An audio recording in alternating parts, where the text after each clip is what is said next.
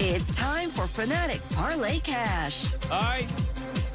Fanatic Parlay Cash, your chance to win $1,000. Contest keyword is award. AWARD, award. You have until 25 minutes after the hour to enter it on the Fanatic app or at 975thefanatic.com, or you can text it to the special contest short code, which is 45911, 45911. One random entry wins $1,000, and this company-wide contest winners will get a call from Beasley, so be sure to answer your phone. Contest rules 975thefanatic.com. Fanatic Parlay Cash stood up by Iron Mountain Men's Health. 5 chances to win each weekday, 8 a.m., 10 a.m., noon, 3 and 5 p.m. The keyword is award. Wake up, Philadelphia, and let me hear you sing. The orange and the black, the orange and the black of Good morning, everybody. Welcome to Middays with Marks. Listening on the Fanatic app on 97.5 FM. Watching live on YouTube. Good morning, everybody. As we say good morning to the man behind the glass today, Brandon Dutz. What's up, Dutsy? Good morning, Johnny. How are we today? I am excellent, thank you. And we say good morning to a man who was still at Stateside Live at about 1 a.m. last night. That's right, I was. His name is Ray Dunn. What's up, Another Brandon? clincher, baby. It's Stateside Live. Give us the horn! Come Do it! on. Give me the horn! Oh, we need the horn. My board's frozen. Hold We're on. horned up, baby. Come on. Come on. Darth Lador, baby. We only needed one horn last night. All right, there you go. Just like we drew it up, Ray. 0-0 with 3 minutes left in overtime. Never a doubt. I wasn't fearful for my life at all. All right, so Dan Vladar and I did postgame last night. We were on the air to damn near 1 o'clock. Bill and I. We at kind of during the postgame, and you can see, don't do it now, so we're on the air. But if at some point you want to check out our immediate reaction right after the game on YouTube, check out 975 The Fanatic on YouTube, because Ricky Bo joined us. He was screaming and yelling in his apartment. You joined us from Stateside Live. From the smoking section of Stateside Live. You were smoking outside. But Dan Vladar just put in a performance of performances, a goalie performance. Since when? When have the Flyers had a goalie as good as Dan Vladar? And I don't, he was a career backup, and he comes in, and it's a guy, he's been great. He's the team MVP. 2 shutouts in this series, 42 saves last night. In overtime in the third period, the Penguins outshot the Flyers 23-11. And those 42 saves, they were high-stress, high-pressure saves. There were a lot of, these just weren't, they were shooting it into his pads, and he was fine. No. He single-handedly kept this game alive until they were able to get the goal late, Ray. Yeah, I don't know if it was just the fact that Kenny Albert was thrilled, or I guess just taken by the idea of how long those defensive pairings were on the floor. Or on the floor, there you go. I got basketball in the mind already tonight. On the ice. But when you look at, when you were just going through the number of times that it felt like defensive pairs were just almost 2 minutes on the ice, just the long shift, and you're just waiting. Honestly, you're watching in terror as it happens, because you're like, man, these guys are going to get tired out. And at some point, they're just going to get one of these deflections. They're going to get something that bounces off of Vladar's pad and get themselves in a situation to cash in off a rebound.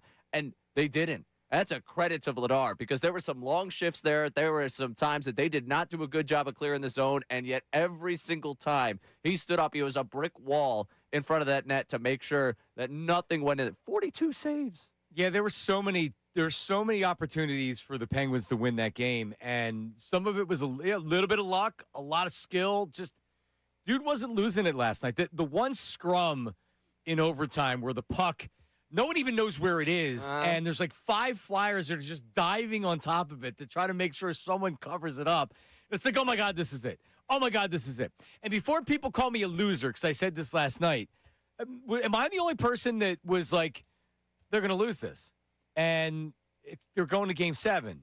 And Jesus, I'm going to have to go on the air after the game, and it's going to be miserable. We're going to go on the air tomorrow, and it's going to be miserable. And then they have to win Game 7. And then just like that, boom, they win, and it's the most jubilance that you felt in a really long time. Yeah, I don't think you were the only one, Johnny.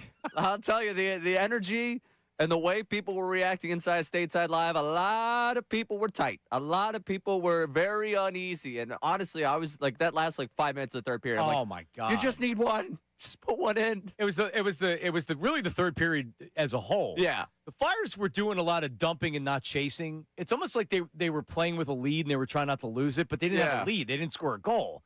But I guess they were trying, especially in overtime. You don't want to be the one that makes the mistake and then boom, shot, game, boom, now it goes to game 7. So I think they were playing really safe, and then they end up winning. The way Vladar was playing, maybe it's kind of a sound strategy if that was really the strategy to it. But man, remember how I carry around the puke bucket and I can barely stand up when I'm watching playoff baseball, Phillies playoff baseball. It kills me. It was gut-wrenching last night. The third period was gut-wrenching because you knew whoever scored the first goal was going to win. Obviously, in overtime, that's the case. Right. But it felt like, and the longer the game went on, the more it's like, the longer it goes on, this is not good for the Flyers. Vladar can't continue to do this all night and all night. Well, he did, and they were able to get it done. What a performance, man. What a performance. I don't know what's going to happen in Carolina. They're big underdogs. We'll worry about that when that series starts or we kind of recover and we take a breath from this one right here.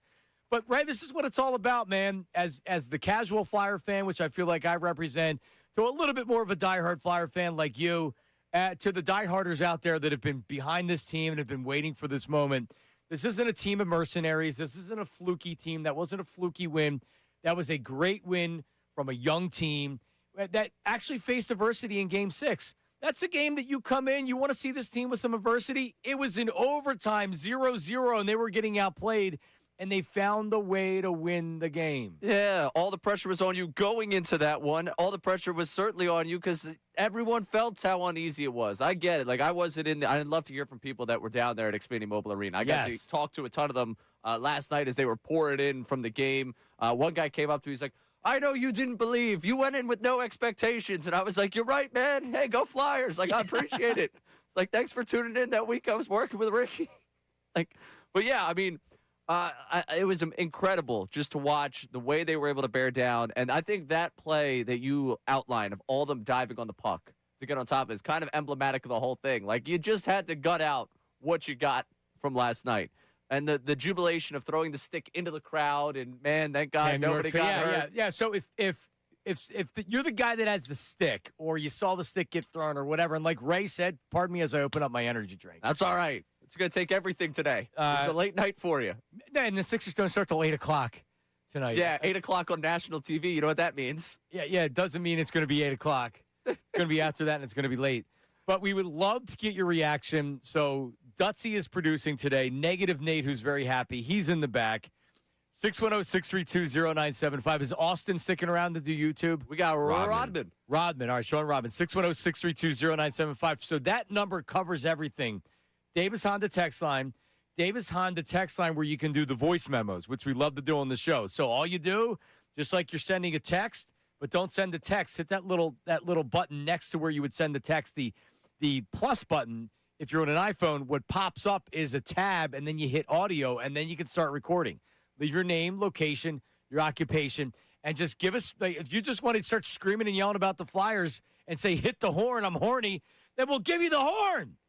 We'll give you the horn. And the phone line, 610-632-0975. We'll take your reaction all show long. Riley Cotay is going to join us at 11 o'clock. Who apparently has a pretty popular Nasty Knuckles podcast. Yeah. He was a part of the 2010 team. He was down there last night. Simone Gagne was down there last night as well. So we'll talk to Riley coming up at 11 o'clock. But it's your reaction and your reaction to the game. The power play has been atrocious. Woo. My brother-in-law Adam just checked in and said that hopefully the goalie can carry him against Carolina, but the power play has been so bad. Carolina's too good of a team to where if you play like that, you're going to get it might not be pretty. That's next week's problem. I know that. I texted a group chat of people here that was like, I think it was Kevin Cooney that was complaining about the power play, and I was like, yeah, it's like my Pico when I forget the bill. Like, there's just no power to that power play right now. But you know what? It's fine. Cam York, baby. Give me the horn. Horn me. You have the horn right there. You can do it.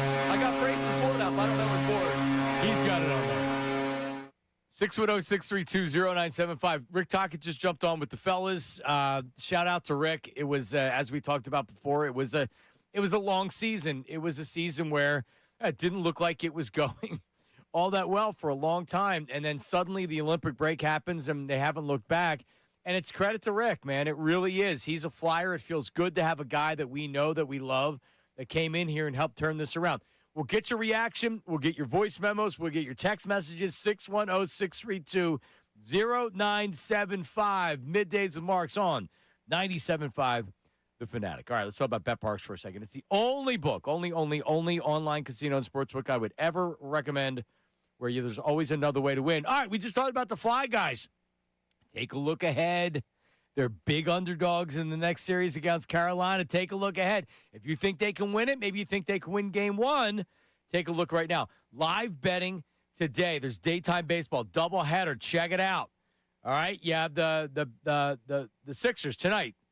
Pro basketball playoffs right here. The only online casino and sportsbook I would ever recommend. Got 2 baseball games, got a pro basketball playoff game tonight to get into. And right now, new casino users get 250 bonus spins on the hot online slot game, the Sweetest Collect 'em, plus up to a $1,000 casino bonus back in the first 24 hours. Check it out. Well, there's always another way to win. The BetParks app. You must be 21 and in PA, New Jersey, Michigan, or Maryland.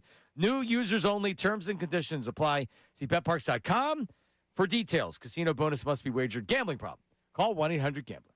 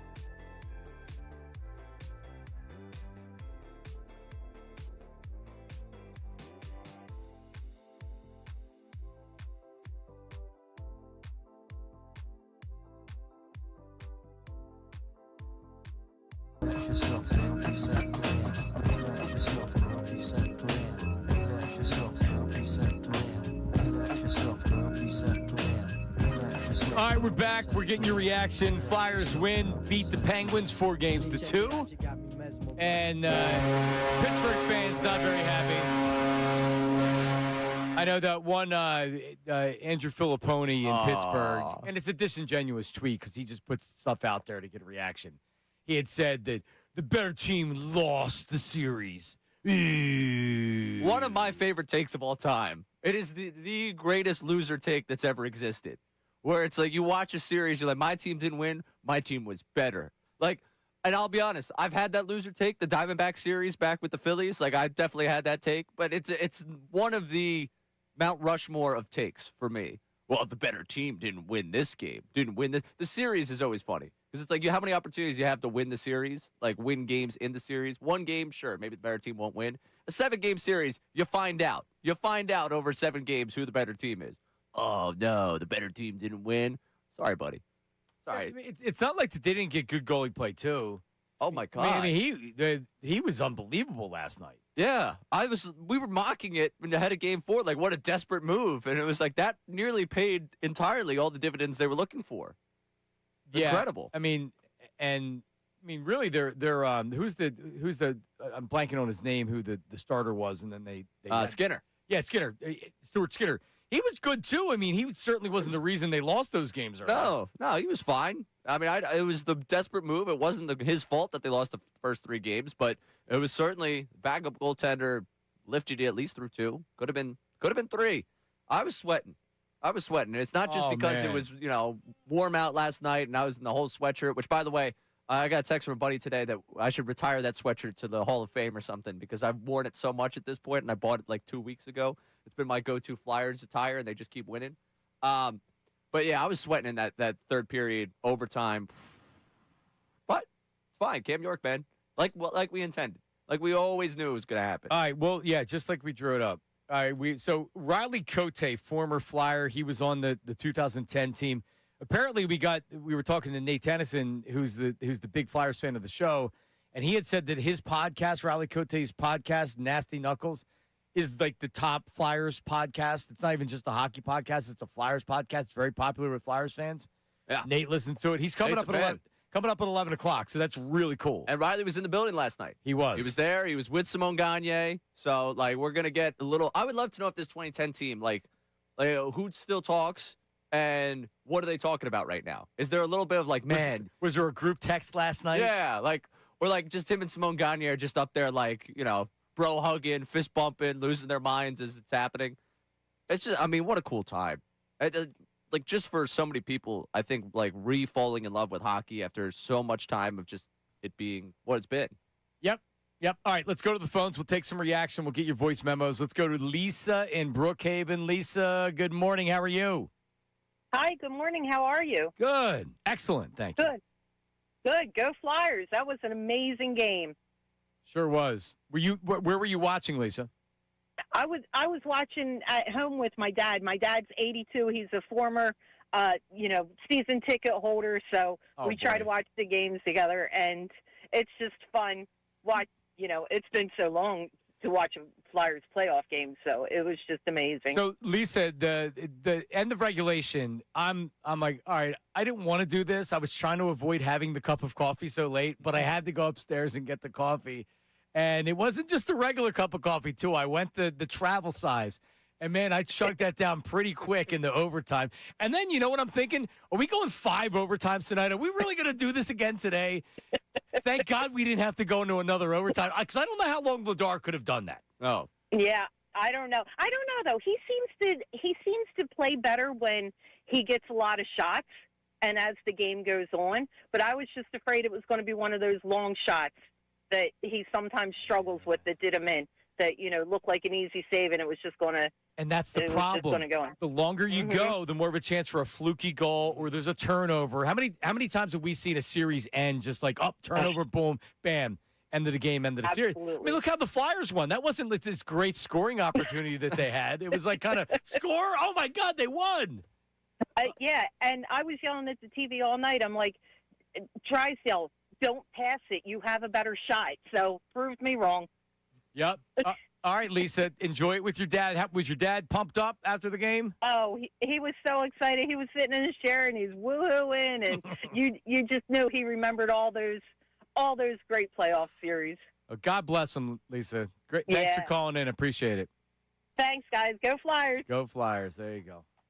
If you were at the game last night, we talked to a lot of people coming home from the game last night, and it's one of these things where the adrenaline was just starting to run down because Jason and Brian Smith, they do the post game. When it's a home game, they get talk it, they get players up at the podium, especially after they just won a series.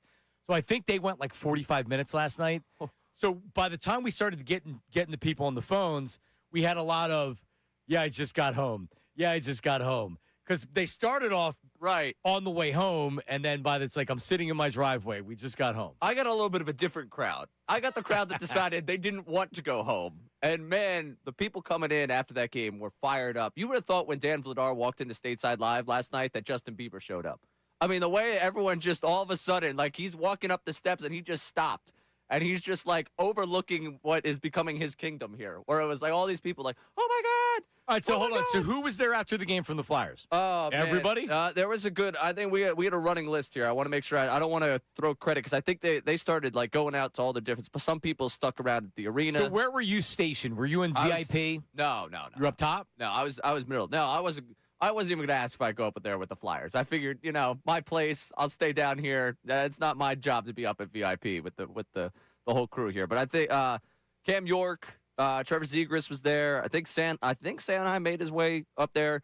Vladar? Vladar, yeah. Vladar made it. Vladar was like, so the first wave got there, and then like all of a sudden I just see a swarm of people go into the steps, starting to make the way up to the VIP. I'm like, who are they going to But where chase do they down? walk in? Is there a special entrance, or are they just walking in the regular door? There was a way they got in from the back, at least the first wave. I don't know how Vladar got in because he did go up the regular steps like a regular dude. Like he's walking in, he's walking up the steps, and all of a sudden there's people rushing over the steps. I'm like, who could have just walked in? And it's just Vladar like looking over everyone, like waving to people. It was awesome.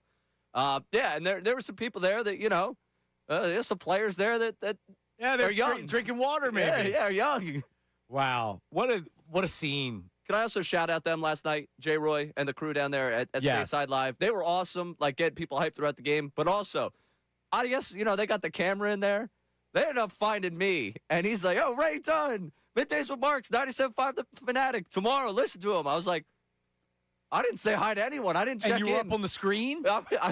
They had me in the middle of the thing. Oh, no. Oh, it was so funny. Well, shout out to J. Roy for listening. Yeah. He's been down there a long time. I've see him man. whenever we go down. They do such a great job. Yep. It was a lot of fun last night. All right, let's go to Sue. Sue was at the game last night. Sue from Ben Salem. Sue, good morning. Go ahead. How are you? Good morning, Flyers Nation. Let's go, Flyers! Give her the horn! Give Sue the horn! Oh, yeah! There you go, Sue. So All right. how old's your daughter? So my daughter is 34. Okay. I'm 68. When I was a junior and a senior in high school, they won the Stanley Cup. Wow. I wore my Rick McLeish jersey to the game last night, probably the only one in there. And to answer, maybe it was Ray's question, when have we seen another goalie performance like that? It would have to be Bernie Perron back in that time. He was he was just ridiculous. But we were there, and the overtime period was like, I turned to Alex, my daughter, and I said, there's like this nervous tension. It was like teeth clenching, nervousness. It was, you could feel it. You could just feel it. And everyone was just on like the edge of their seat, pins and needles. Cam York scores the goal. Everyone's hugging people all around them.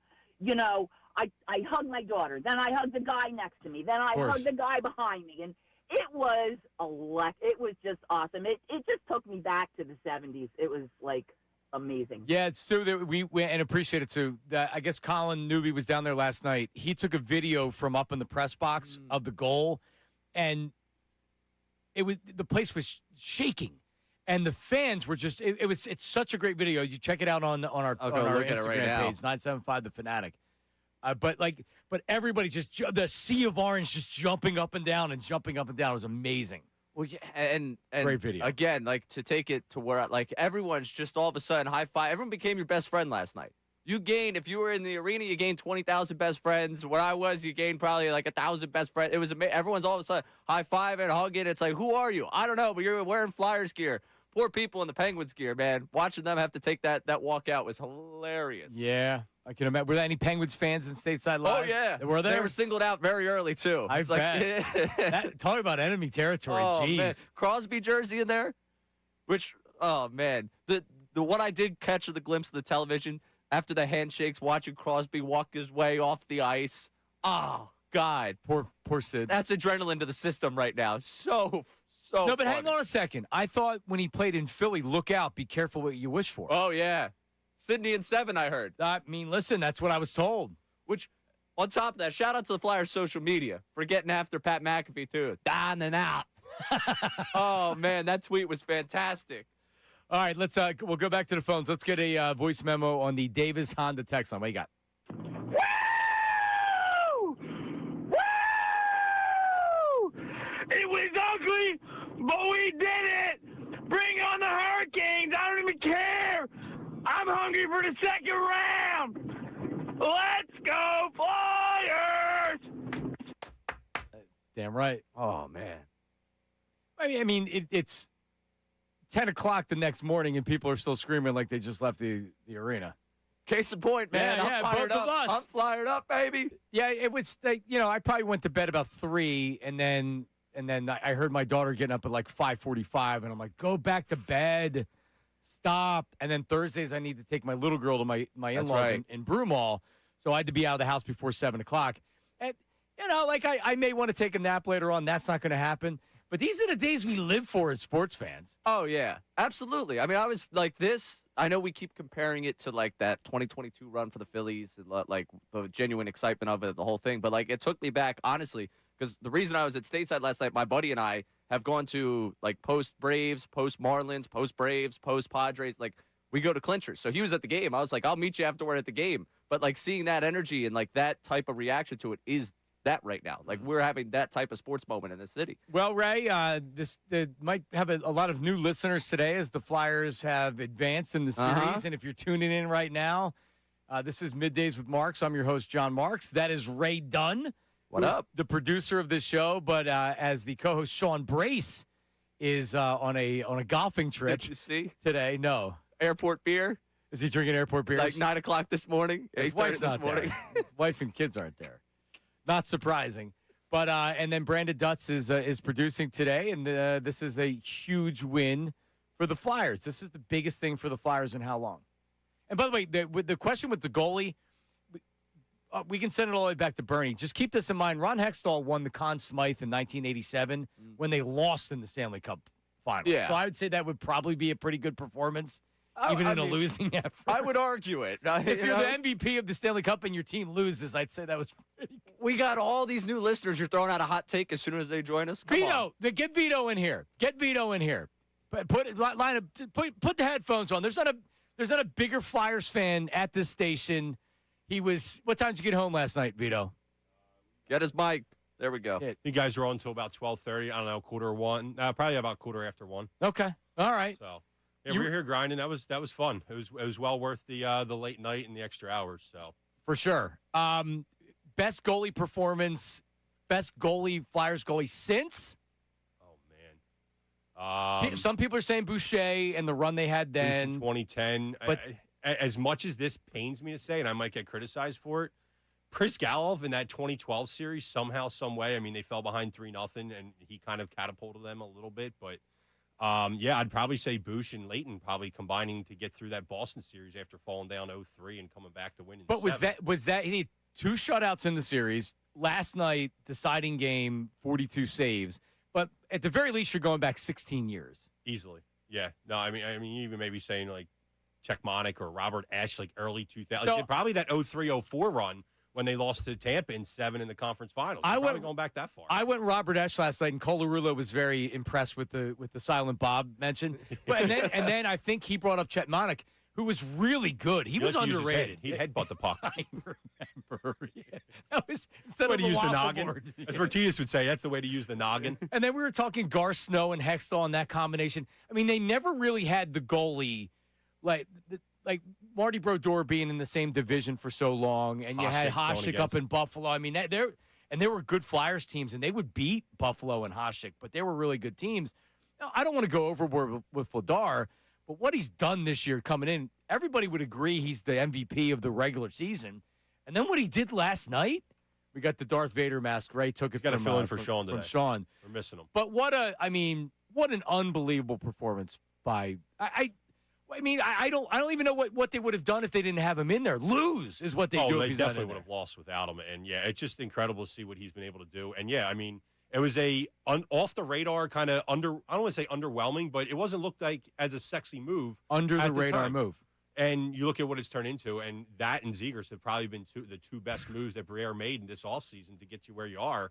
But yeah, I mean, Vladar is easily the number one reason why you are where you are right now. So. Now the big one of the big things with last night too is it lets you and Colarulo and I'll even say Ricky Bowe off the hook from parading around with that broom. Yeah, I wasn't hiding and running from that. I said I took full ownership. I would have had to burden that. If we would have went to 7 and lost, yeah, I mean, I would have wore the egg on my face. I said, whatever you guys wanted to do, I'd take the punishment. And, hey, I said I would have owned it. It would have been on me. All right. But it's not.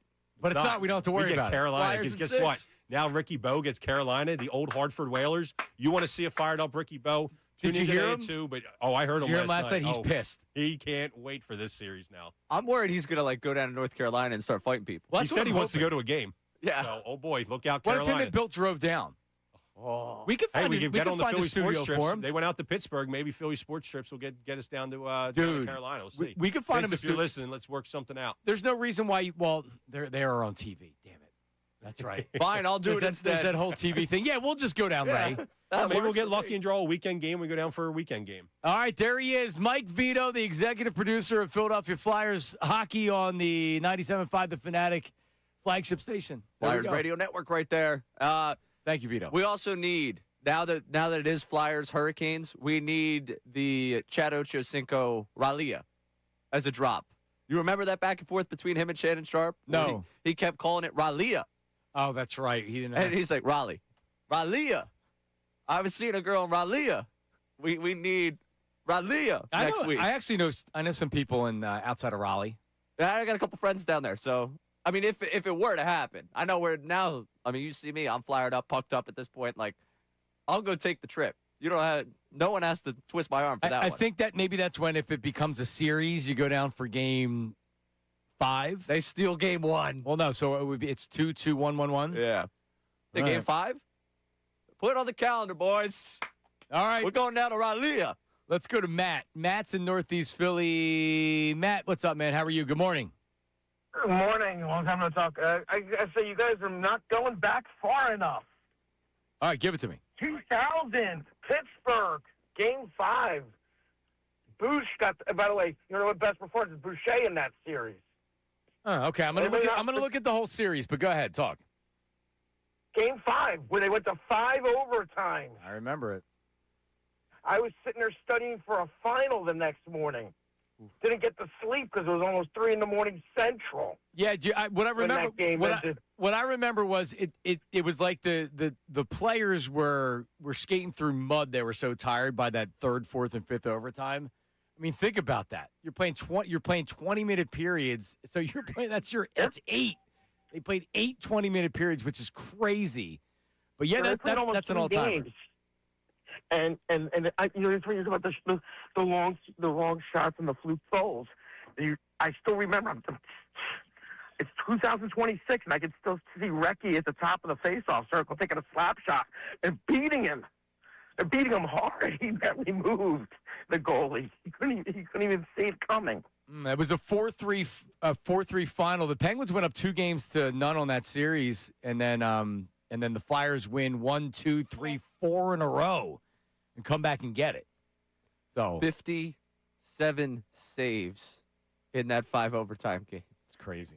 Well, just the fact that he didn't give up a goal for 4 overtime periods. Yeah. When did it happen in the 5th overtime? I'm trying to pull up the box score. Yeah, I'm trying to find it as well. 12 minutes into it? Yeah, so Jeez. I guess you got to Dutch, you go Boucher's performance, you go Vladar's performance. Both in similar situations, you're avoiding a game 7. I'm going Vladar. That I can't get over that save last night where it's in the crease and everyone just jumps on top of it. I can't believe I thought that was it. I'm like, oh no, here we go, and then he saves it. So many saves last night. They weren't even like off-brand, all on target. Beautiful performance from Vladar last night. Yep. We had maybe I'll go with Vladar for the pure fact of I watched that one in real time, and I through the entire game was like, man, Pittsburgh's got control. Really, 3rd period, I was like, Pittsburgh's got control of this one right now. Like the whole tilted ice thing. It kind of felt like, hey man, I don't know when we're gonna get an opportunity to actually score here. 42 saves. I mean, that's in just 3 periods in overtime versus the 5 overtimes. It's crazy. I mean, Yeah. it's 5 overtimes, but then you think about it, you're like, how many saves did he have? 57. I mean, come on. Yeah, but 42 in just 3 periods in overtime. That's he put crazy, his work in last night. That's a good problem for us to have, to be going between these two different. So, but to the point, that's what we're talking about. Right. That's how good he was. Two All time. shutouts this series. I don't think he had any terrible games. Certainly, he rebounded from like games 4 and 5. He had the fluky goal in game 5. He wasn't tested in the other games like he was tested tonight. Right. Or last night. He was tested. There was some high stress. I don't know how he did it, man. I don't know how he did either. But, I mean, this enters the all-time pantheon of postseason performances by a Philly athlete. It sure does. Riley Cotay is going to join us at 11 o'clock. Nasty Knuckles. Nasty Knuckles. It's a Big Flyers podcast. He's going to join us at 11 o'clock. He was in the building last night. He was in the barn. We'll get his thoughts. He was a part of the game in 2010 with the shift. So we'll talk to him coming up at 11 o'clock. Coming up next, and get in with your reaction. If you were at the game last night or you weren't, 610-632-0975. We have a ton of voice memos coming in, 610-632-0975. But we have the calls, all the calls. So we have 4 calls to the game-winning goal. We have the Pittsburgh radio, Pittsburgh TV. We have Jim Jackson on the call. And, of course, we have Timmy Saunders with the game winner that you heard right here on 97.5 The Fanatic. Let me just mention this. The local TV is now done.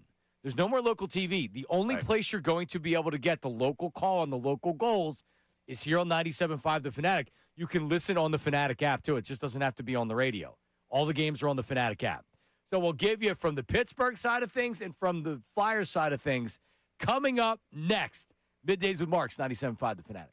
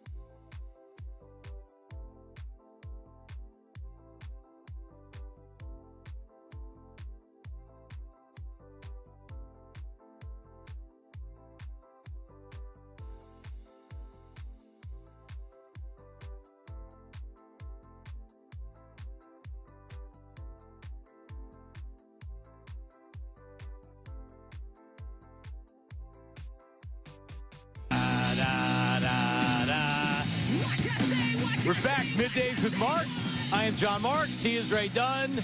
We got Dutsy producing, Nate Tennyson, Sean Rodman. We have an army of thousands here, Ray Dunn.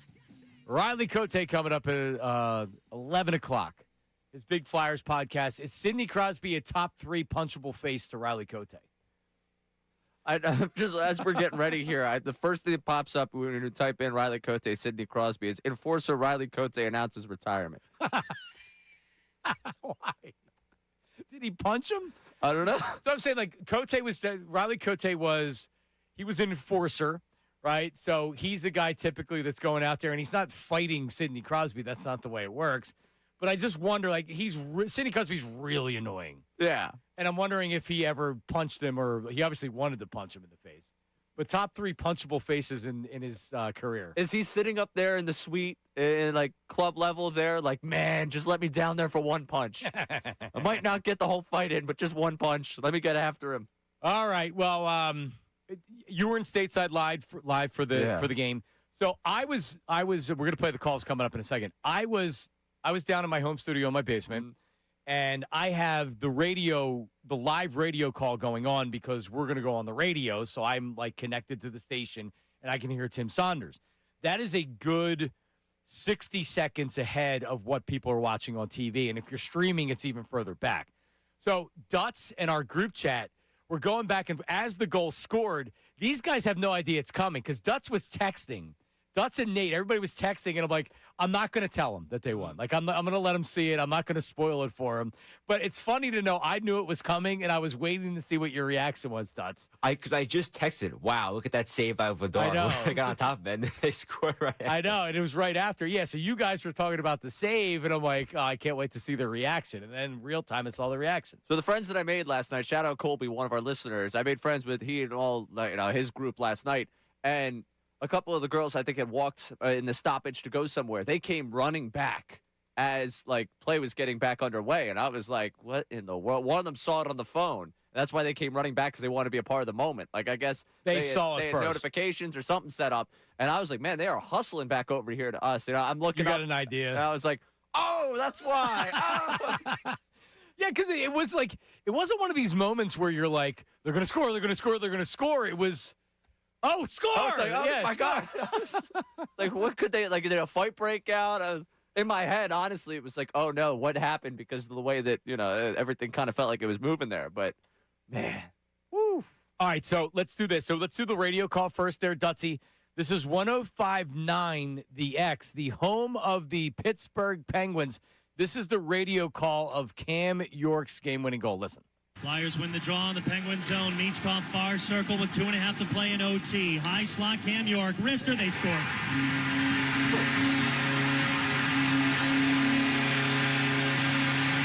That's a great call.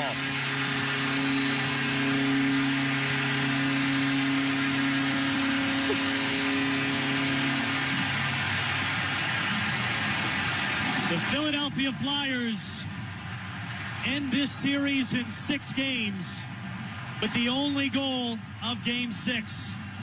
It's an overtime winner, and the Penguins season comes to an end. That is a great call. Joe Brand is the play-by-play guy. Like, they score.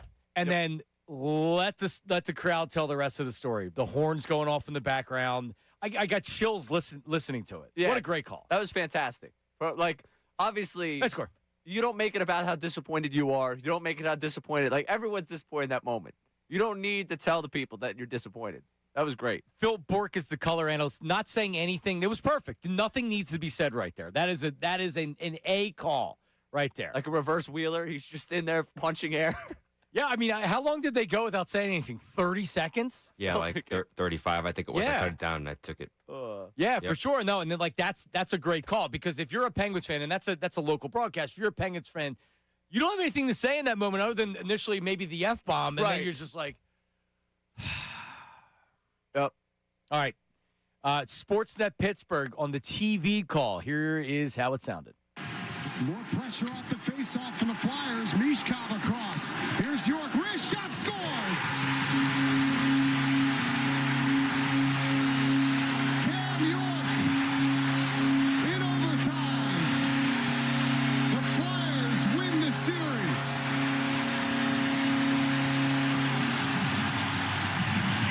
Letting it breathe. Hits against Kendall. All right, that's good. Yeah, it's good. Make a good call. Yeah. Again, Fine. let it breathe. Let it breathe a little bit. And I personally like the way he punctuates the moment, even though it's not his team. Like the Cam York wins the series because it's the ending of an incredible game. It's the whole, we finally wrapped this thing up. I like that. He let the moment breathe, and he also gave a little bit of the nod to like what an incredible finish to a game. I like that. Yep. All right, let's send it to NBC Sports Philadelphia. Jim Jackson and Scotty Hartnell on the call, and JJ, who will not be doing games after last night. The only local call will be right here on 97.5 The Fanatic with Tim Saunders. Here's JJ last night. Michkov back to York. York Arista. Cam York from distance. And the Flyers are on their way to the second round. And it's a beautiful thing. That's awesome. I got chills for him. Yeah. They had the cam, too. I don't know if you saw I saw the cam. Yeah, it was awesome. Scotty was going nuts. They're going crazy. And, like, for Jim, and I know we're about to get to Tim Saunders, like, just the chills of, like, man, you're getting to call big-time moments. Like, there was probably plenty of Game 76s that have come over the last couple of years. We're like, well, we're going to the barn tonight. Right. Game doesn't mean a ton. No, and we're going to talk to Tim Saunders at 12:30. Yes. 12:30. Tim Saunders is going to join us. To your point, when you're the play-by-play announcer for a really good team, you're going to have iconic moments because you're given iconic moments to make. Right. What you do with them is what you do with them. But like Scott Fransky, he doesn't have the iconic call unless you have the iconic moment of Bryce Harper. That's how you get the iconic call. Jim Jackson's as good as it gets in hockey. Tim Saunders is as good as it gets in hockey. Fortunately, the Flyers haven't had a lot of playoff success. And to the point with what you mentioned with Fransky and Jim Jackson especially, I remember Fransky, I think it was the open to Game 6 of the NLCS. I remember listening to it, gave chills of like 2023, and even though it doesn't pay off for him, I was like, man, if they waste this open, like you just set the scene for a big-time game. Jim Jackson's been setting the scene beautifully for these games. You feel big time just tuning into the broadcast. Yeah, we have some really good. Tom McGinnis is awesome. We have some really, really good. T-Mac's great. All right, finally, you heard it right here on 97.5 The Fanatic. Tim Saunders and Todd Vitorik on the call. Here it is. Flyers win the faceoff. Here's Cam York again. Over the back by Michkov. Michkov hits it back across at the line. York with a shot. They score! Cam York from the point of the Flyers win it in overtime. And they're headed to the second round. Cates was out in front. And the Flyers start the party in South Philadelphia as they send the Pittsburgh Penguins packing in overtime. There it is. By the way, they won a face-off, too. Imagine that. That's incredible. They were able to possess the puck long enough to score. Felt impossible there for almost 2 periods. Oh, man. All right, so we have Riley Cotay coming up next. Top 3 punchable faces. Sidney Crosby in that. And also, he was there last night. He was with Simone Gagne. He's got his hockey podcast, his Flyers podcast, Nasty Knuckles. We'll talk to Riley about the game. And what does he think about the series coming up against Carolina? We'll worry about that later. We'll ask Riley about that coming up next. Don't go anywhere. Middays with Marks, 97.5 The Fanatic. Now on 97.5 The Fanatic Sports Update. Carolina we go. I'm Brendan Dutz, and the Flyers are advancing to the second round of the playoffs after taking down the Penguins in overtime. Dan Vladar was outstanding last night, shutting out Pittsburgh, saving 42 shots, with Cam York scoring the game-winning goal in overtime. Michkov hits it back across at the line. York with a shot. They score! Cam York from the point of the Flyers win it in overtime, and they're headed to the second round. Flyers will now meet the 1-seeded Carolina Hurricanes in the second round, who swept the Senators in the first round. Former Flyer Riley Cotay will join us coming up next to break down the win in Game 6 and the upcoming series. The 76ers will look to force a Game 7 tonight against the Celtics after getting the win in Game 5. Tip-off is set for 8 o'clock, and you can listen to the game right here on The Fanatic. And the Phillies will play a doubleheader today against the Giants, with Christopher Sanchez taking the mound in Game 1 against Logan Webb. Second game starts at 5:35, and we're still waiting to hear the starters for that one. This update is sponsored by Mothers Against Drunk Driving. For victims of drunk and drug driving, your grief is unique, but you are not alone. You always have a place at MAD. Call a 24-hour victim helpline at 877-MADD-HELP or visit MAD.org. I'm Brandon Dutz on the home of the 76ers, Flyers, and Union, 97.5 The Fanatic and The Fanatic app.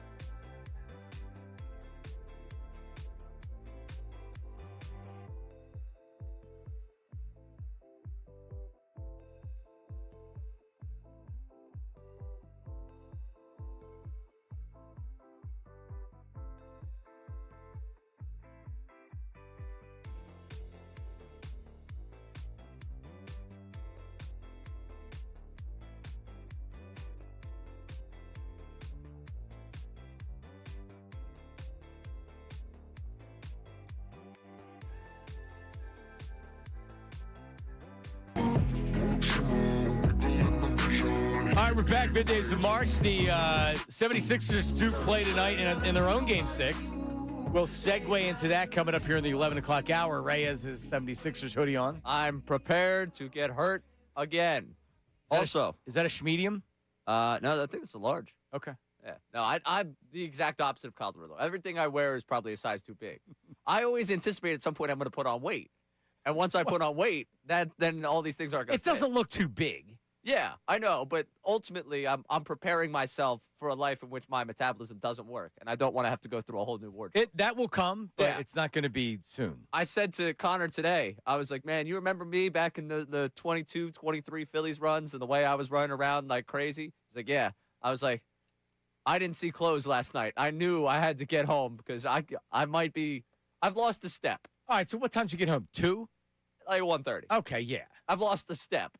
Yes. I'm still in my prime, but I'm not necessarily. It's not a 4.4 anymore. It might be like a 4.45. That's okay. Yeah, you can still like your game speed is still good. Yeah. By the way, you talk about the Sixers. Yep. I just received word from our promotions department. If you want to go to the game tonight, we got a pair of tickets at some point in today's program. Get out. Uh-huh. All right. All right. There you thank. Is that Brendan Petrilli? That was email? Eric Simon with a little text this morning. Eric Simon, thank you. So we will. You. So do we do the same thing we did yesterday? All right. So just hang tight on that. We'll figure it out during the next break. Last time we had a ticket, someone found me out in front of the arena and said, "Thank you for the tickets, Danny Green, $6 in an envelope." We gave Flyers tickets to last night's game. Yep. Yeah, on yesterday's show. What is it? $300 to get in. You were looking to. Oh yeah, I was looking at the last second ticket purchase, and they were $300. Someone was like, "That's really a good deal." I was like, "Yeah, you don't know how much I have in my bank account." Well, something tells me our next guest did not have to buy a ticket last night, Ray, because he's a former Flyer. His name's Riley Cotay, and he was there last night. We saw him with Simone Gagne, where there's some other former Flyers there. Riley Cotay joins us right now, and he's live on Zoom. Riley, thanks for a couple. No problem. Hey, what's happening, guys? How are you? Thanks for having me. Doing well. Excited. Yeah. So, who were you at the game with last night? I know Simone was there. Who else of you guys were there? There was Mark Howe, Eddie Hospodar, Brad Marsh. I didn't see him, but Nate Thompson was in the building, floating around somewhere else. Doug Crossman. Probably missing a few others, but those are the ones that were in the box there. So where were you in overtime when the goal happened? Where were you stationed at that point? You're gonna laugh or think I'm crazy, but I had left. I had such an early morning this morning. I dipped out. Unfortunately. Oh, so man. I was at home, but I was watching it at home by the time I saw it. So from a former player's standpoint, 'cause like for us as fans, I'm watching and it's gut wrenching. Because you know that any mistake that you make at any point, the game can be over. Now, the Flyers weren't going to lose the series, but still, you know, then that forces a Game 7. So watching it now as a former player, and you have your podcast, which is amazing, Nasty Knuckles. Was that gut-wrenching for you watching that last night? It was, because at moments, like the Flyers look, pretty good in the first period. I think it was kind of back and forth, but then the second period was so flat. There was just so much mismanagement of the puck, and just like it got sloppy. And I was like, oh man, and then Vladar just kept making save after save. So yeah, it was a little bit uneasy because I just felt like they were kind of just holding on, especially in the third period into overtime there. But like Vladar just keeps it so calm back there that it just it's refreshing to see, because you see the guys rally around him and finding ways to win the games. But I would say that it just for me, it was probably just a byproduct of the game itself. That like it was just like there wasn't a moment outside of the first period where the Flyers were just like, man, they're coming and they're winning this thing. Absolutely, it was just kind of like a kind of quiet vanilla game by them. Yeah, put it in perspective. How good of a game did Vladar have last night? Incredible game. I mean, it's like they say big saves, but timely saves. Like grade A opportunities after grade A opportunities right in the paint. I'm just thinking of that one, I think it was Rust. Like the pad, the toe, and that was a hard, he was sealing the pad down into the ice. Like that was a hard play to the net, and he's rock solid. And just listen to him speak, after the game, but always, he's just such a down-to-earth, grounded, positive human, and you just can't help but to root for the guy. And you can see how he just calms say he's the clear to me that just the way he presents himself, the way he stands tall, and those timely saves is incredible. Watching this team, and obviously we know the way that they got in and the energy that they have right now, and they got the hot goaltending play. Is there anything for you that is reminiscent of 2010 that reminds you? Do you see the similarities between the teams? Because, of course, we'll have that conversation here, but for you, someone who lived it, do you see that? Yeah, I mean, we went to 82 games in a shootout. They went to 81, so that's one point. But I think what I'm seeing is a group that really, really believes in themselves. And that sounds cliche, but you can just see the way they interact. Like they love each other, and that was the way our team was. Like we just had like a really strong group of guys that believed in each other and just found a way in, and then obviously rode that wave. So I would just say the team chemistry and just like the team itself, top to bottom, they're just good people. Like you just can just see the young energy in there that just seems to energize the team in some level, and then the older guys kind of like embracing it. It just a lot of similarities energy wise. It just seemed like that team concept, like that team glue, if you will. Like that's what I'm seeing. And when I mentioned Vladar, like that was like hear him speak again last night. I'm just like, wow, like he just cares so much about the team, and everyone you talk to, there's just so much love for each other, and they just band together. So that's what I'm really noticing is just that energy, that synergy within the locker room. Now, you talk about that 2010 team and the synergy you guys had there. Is there any, like, group text going on? Is there anyone you're talking to from that team? As you guys watch this team have it, you watch postseason hockey taking over Philadelphia and the way you guys were able to take over Philadelphia in that time. Has there been any reminiscing? Anyone that you guys been checking in back and forth talking about this team with one another? A little bit loosely. We had Harden on the podcast, like last week, and we were kind of going back a little bit and talking about that. It's gags even last night. We kind of, talked about a few of those moments. But it comes up now and then. Nothing formal, but now certainly now that the buzz is there and they've advanced, it's not just like a coincidence or an accident. So the conversations are happening more and more. But Hartnell probably the most recent one that I've had, and Gags last night. But I would expect there to be more now. Very cool. Riley Cotay, former Flyer. His hockey podcast that he just mentioned is called Nasty Knuckles, co-hosted with Derek Settlemeyer. And check that out. You can follow them on, subscribe to them on YouTube. We were talking to one of our associate producer, Nate, and he was saying it's his favorite hockey podcast, his favorite Flyers podcast that he listened to. So congratulations. Awesome. How did you get into the podcast game? How long you been doing it for? This is 4 seasons, actually. So it's actually nice to see the Flyers advance. And it's, the first few years are like, like doom and gloom. And, it's hard to stay positive. But it's been 4 years. It started during COVID, I guess the tail end of COVID there. We're just like, Nasty is my boy. He was my boy since the Phantoms, and we hit it off. So I just said, hey, like, we got a great network of obviously players, retired players, and current guys. Like, why not just start something and see where it goes? And that was kind of it. Like, with no game plan. We still don't have a game plan.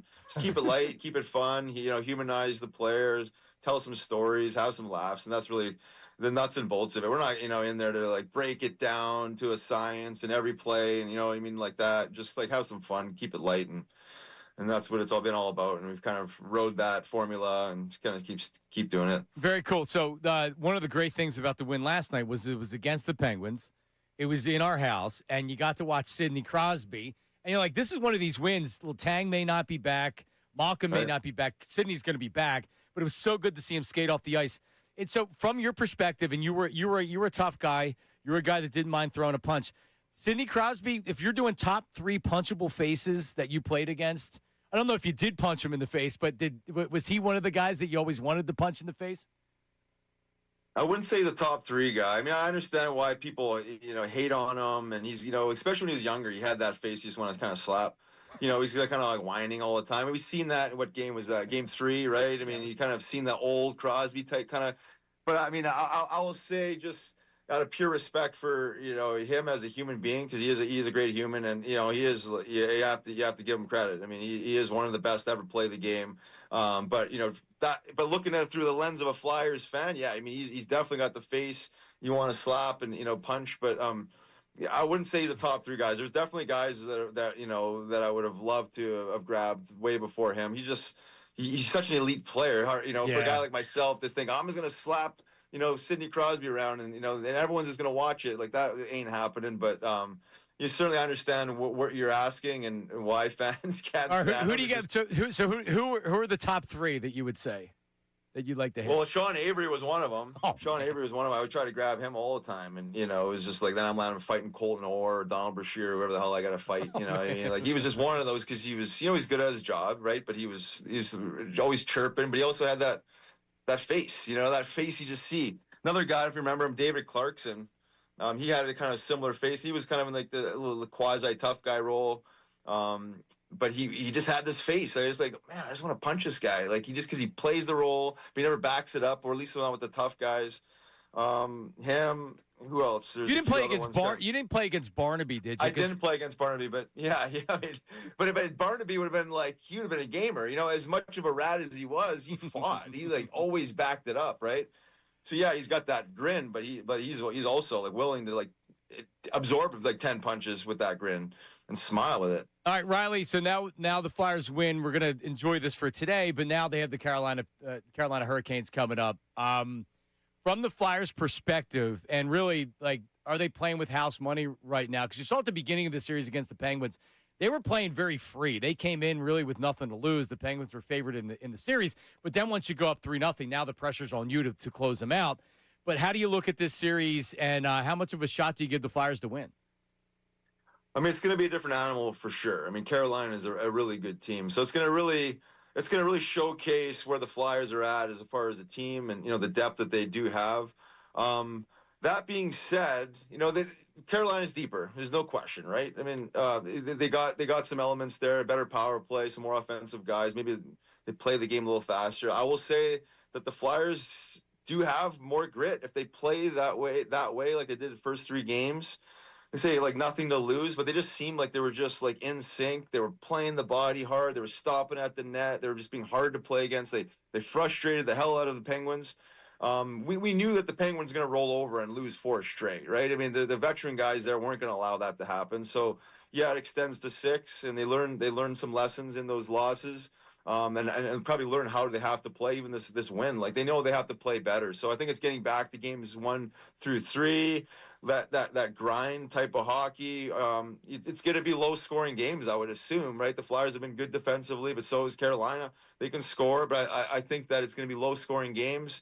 You have some of your older guys, your go-to guys, are going to have to step up. And, again, even last night, there were some opportunities, there is every game, that the guys are so close to scoring, right? You got the grade A, you got the whiff on, you got the backhand that you whiffed on, and whatever else. But just having these guys step up, scoring some timely goals. But I say playing the Flyers brand of hockey that they've cultivated here. I say even maybe before talk even came in, but they're playing the right way. Brendamore's got their guys playing the right way too, right? They just got more skill. I just think if the Flyers play this gritty style, who knows? If you lean on guys long enough and hard enough, and you rerun their defensemen over and over and over again, no one wants to go back and get pucks. So who knows? But it has to be a simple brand of hockey for the Flyers. They're not going to outskill. They're not going to be able to exchange chances back and forth. So it's going to be greasy. You go to Carolina, hopefully split. You squeeze one out, and then you come back to Philly, and you got to be better at home in Philly, for sure. But it's going to be greasy. And then I think you asked, how do I think they're going to fare? I think they can maybe squeeze them to 6 or 7. I mean, I like to think the Flyers have a chance, but they're going to have to be more consistent. You can't come out strong and then take 2 steps back, and you know what I mean, and kind of chart along like that. But I think if they find that consistency like they did games 1 through 3, they can hang in there. Wow, give them a hell of a run. There you have it. Check out Nasty Knuckles. Subscribe and follow on YouTube at Nasty Knuckles. The great Riley Cotay. Hey man, really enjoyed this. Thank you so much. Hope to talk to you again soon. Absolutely. Thanks for having me. There he is, Riley Cotay, who's greasy. Greasy. Can we start using that? I think we need to start. If we're a true Pucksman at this point, we got to start using greasy. It's gonna be greasy down there, Raleigh. That was awesome. I brought up Matt Barnaby. I love Matt Barnaby. He was such a weasel and a rat, but he would fight you. He wouldn't run away. Sean Avery, ultimate weasel, but he wouldn't fight you. Right. Maybe occasionally. I hated Sean Avery. That's a great answer. Yeah, the David Clarkson answer also. Just quick Google images of Clarkson. Yeah, that's a punchable face. Honestly, you see that dude across the bar, and you're like, I hate that guy. Well, and Brashear, I don't know if I want to punch Brashear But I guess you have to if be you're an enforcer. I'd like to make something very clear. I'm not punching any of these guys. My ass would be kicked. But I could see why. I could see why if you're at Riley's level, yeah, I feel like, you could probably throw the punch there. Because enforcer, that was the headline when he retired. That's just awesome. Let's go to the phones. We have Black Gritty from blackgritty.com, who I don't know if he's been to sleep. I've seen a bunch of Instagram reels that have been put out there by Black Gritty. Black Gritty! Johnny Marks, has nobody told you they loved you? I love you, Johnny Marks. Hey, Ray, I love you, Ray. And Dunce, you with that beautiful hair, you punk mug, you. Ooh, I love you too, brother. Philadelphia, if you can hear my voice, I love you. We booed the Phillies when they came up on the Jumbotron last night. Don't anybody tell me this ain't a sports city, brother. Oh, my God. Danny boy. Oh, Danny boy. Johnny Marks, unstoppable. He just headbutt the puck. Johnny Marks didn't him. He was in the Matrix. He was Neo. He saved my life, Johnny Marks. I watched it in the car. I was in the bathtub. I was fighting for my life, and they saved it, Johnny Marks. Your king from the moon.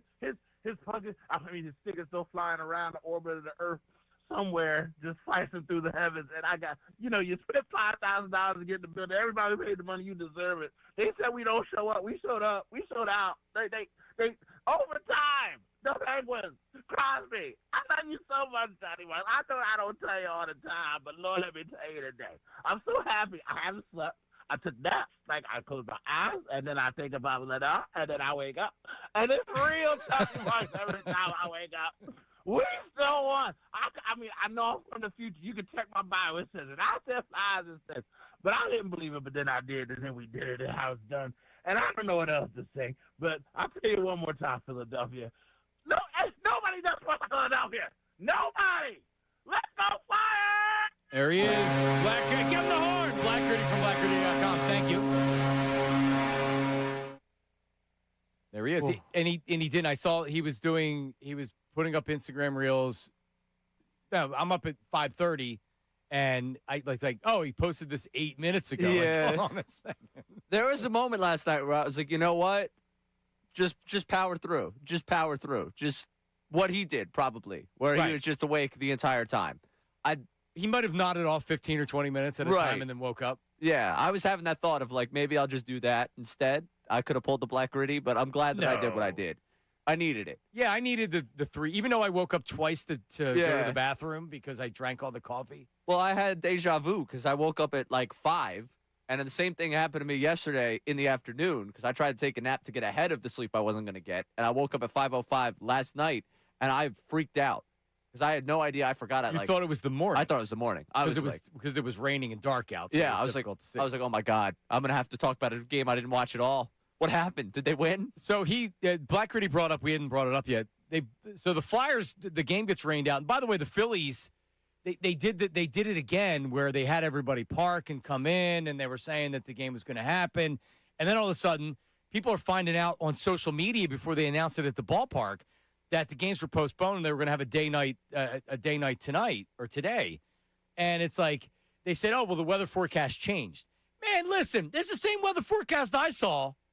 I didn't see anything different. No, nothing changed. The only thing that changed was they decided they were gonna postpone the game.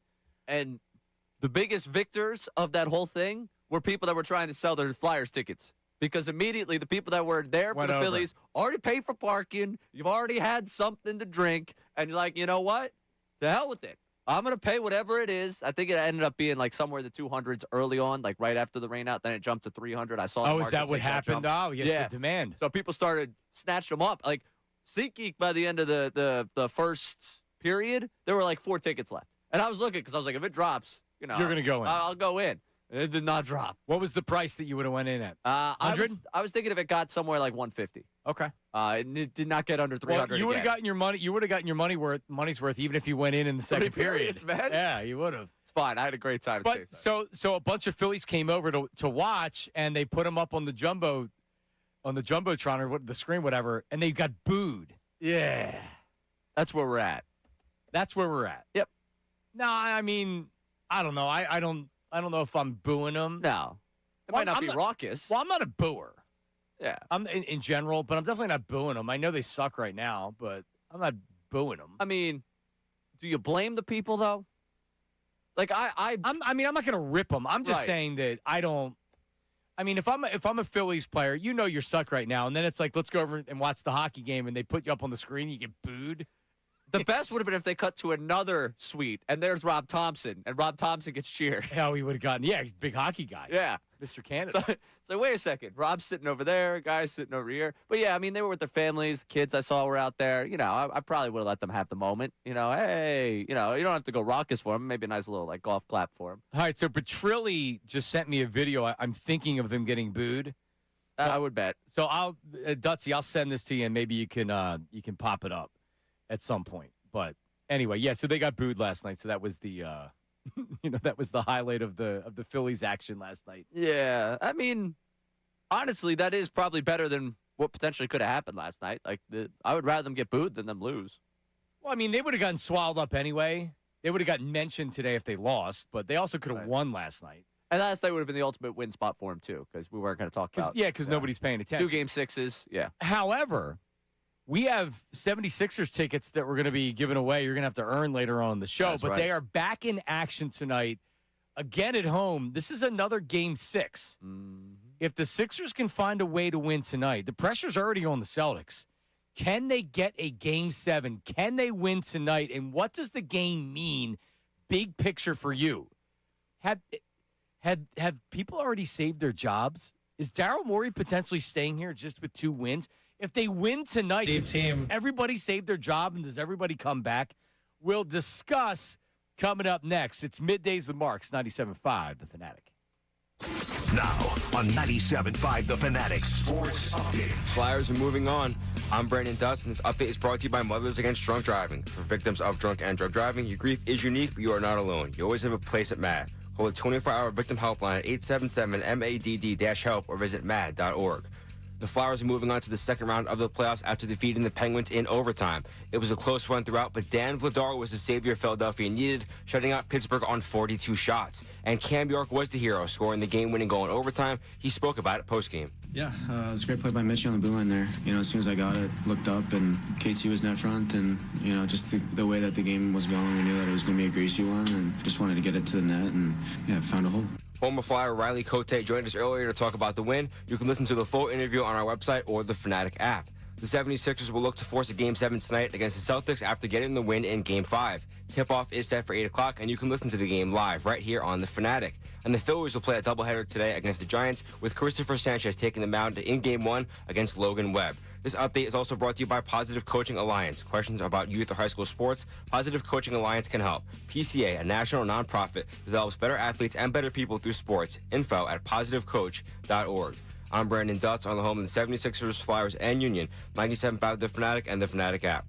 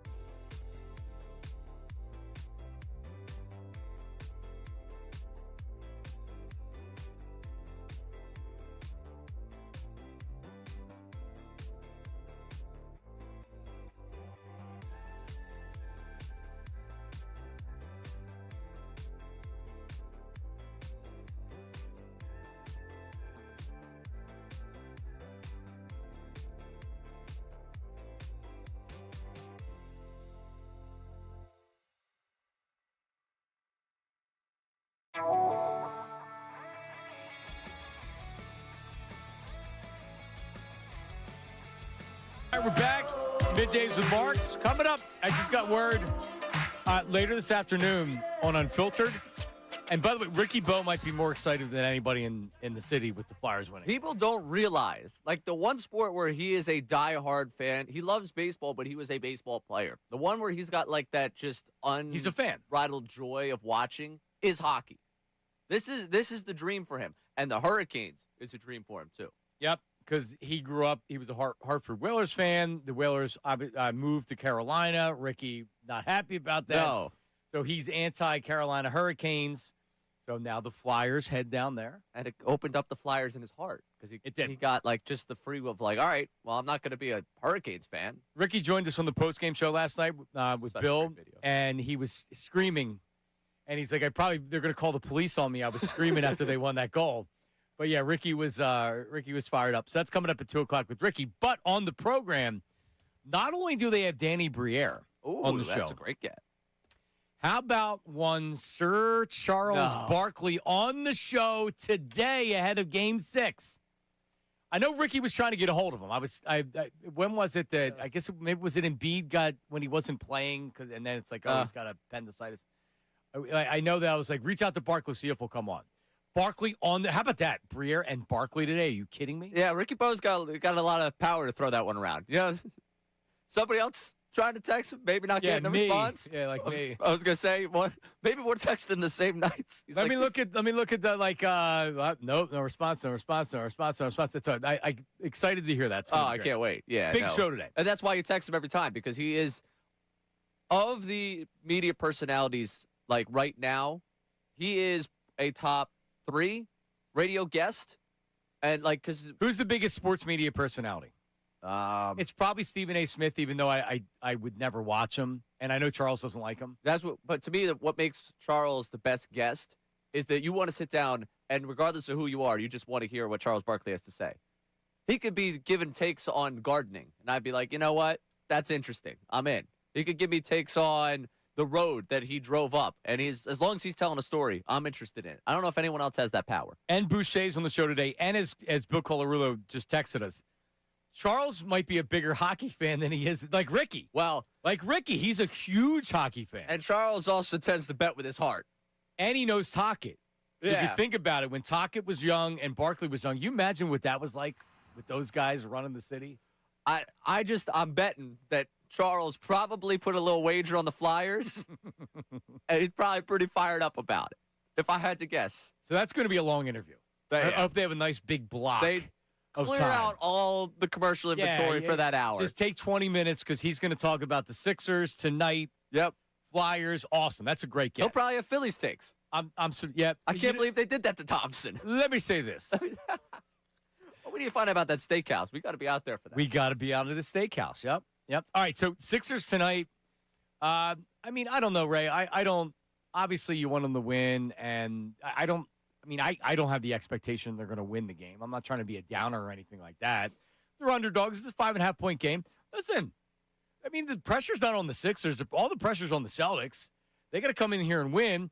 Can the Sixers have the same game? Can Maxey play with the same aggression? Can Embiid, like, if Embiid plays like that, the team's always going to have a chance to win. Right. So it pretty much it's going to be, if you get great Embiid, you can win the game. But you also need great Maxey, and you need, if Paul George has an above-average game, if Maxey has an above-average game, if Embiid has they can win this game. Yeah. Their top guys can match up with the Celtics, and the Celtics, if they're not shooting the three, that's when you can beat them. That's the biggest thing to me. Can you run them off the three-point line where it's under 43s taken? Like, they want to get up 53s. It's a numbers game for them. I hate to do the whole, hey, I've got a calculator and 3 points is more than 2. But it kind of is with them. No, Joe Mazzulla says their goal is to take as many three-pointers as they can. They got Vucevic shooting threes. Come on. I understand Drummond shooting threes for the Sixers, so maybe, So, unfortunately, in Game 5, the Peyton Pritchard that went nuts in Game 4, they weren't dropping in Game 5. They struggled shooting the three in Game 5. What happens in Game 6? It's all about the perimeter defense and how much pressure you can put them. Because if you come out with, I don't know how you would come out with a lack of energy like we saw in Game 4. Right. You got to come out with that same intensity and energy to where, hey, we're making this a 7-game series. So we'll see. If I'm Mazzulla tonight, what I'm doing is I'm blitzing Embiid early. Like, they're going to try. They're going to do the pick and pop. They're going to do the pick and roll. They're going to try and get something for Embiid, whether it be at the free throw line, whether it be at the top of the key. They're going to be playing that two-man game. Maxey can't be as timid as he was in Game 4 in terms of shooting the basketball. He has to realize that you are a star on this team, too. You're allowed to take these shots. You don't have to defer to Embiid. And for Embiid's sake and what the Boston will do, I think they're going to try and take him out early mentally because they know if they can get that crowd uneasy, if they could get the Boston fans that might still be here, there's a lot of green there in Game 4. If they could activate a little bit of that crowd against the Sixers or just not for the Sixers, they could mentally try and take this team out of it. And blitzing Embiid, to me, seems like the likely path to do that. So, to your point with Embiid, and I don't even know if this is a possibility, wouldn't you rather have him not super aggressive early and let the game come to him? When Embiid struggles is when they're overdoing it. He'll turn the ball over. He'll try to put up too many shots. And I get it. When you're the star player, you want to set the tone. But maybe this is the game where, hey, Tyrese, I need you early. Hey, VJ, I need you early. You guys be aggressive early. Right. And let the game come to Embiid. Because the Celtics, like you said, the Celtics are probably going to be planning like, hey, we're going to attack Embiid. Right. Don't force it to Embiid early. Let the young guys, put it on them. Hey, this first quarter's on you guys. Let's do it. Well, even so much with that, it's not necessarily not forcing it to Embiid. It's Embiid not forcing the play. I understand you want to find your shooting touch. You want to get yours early. But if they're blitzing you, I don't want you taking a contested two where there's two guys with their hand in their face and you're not spinning around. He's good at passing out the double. The problem is if they're just trying to get his shots early, then you're not going to see those opportunities. I think that's the biggest thing for me. And also, what Oubre shows up. That's a big, the Celtics decided, they watched the playing game, and they saw Oubre hit those corner threes. I think he was 5 of 10 from 3 in that game. They're like, all right, if he does that, congratulations. You're going to win games. They've allowed him to get that shot. Are you making the adjustment to go to Grimes? How quickly does Grimes get I think you have to. Oubre, in the game they lost by 30-some, he was bad, and he was bad early. Yeah. And, I don't know what was going on with Edgecombe and Maxey, but you had a lot of Embiid early. And then you had Oubre, who was just missing everything. So I could do without Oubre doing much of anything in this game. And you know what? Hit a late three. I don't need him shooting 10 shots. I don't need him shooting 12 shots. Paul George, hello? Oh, Max guy? Paul George, how about you show up? He had a decent Game 5, right?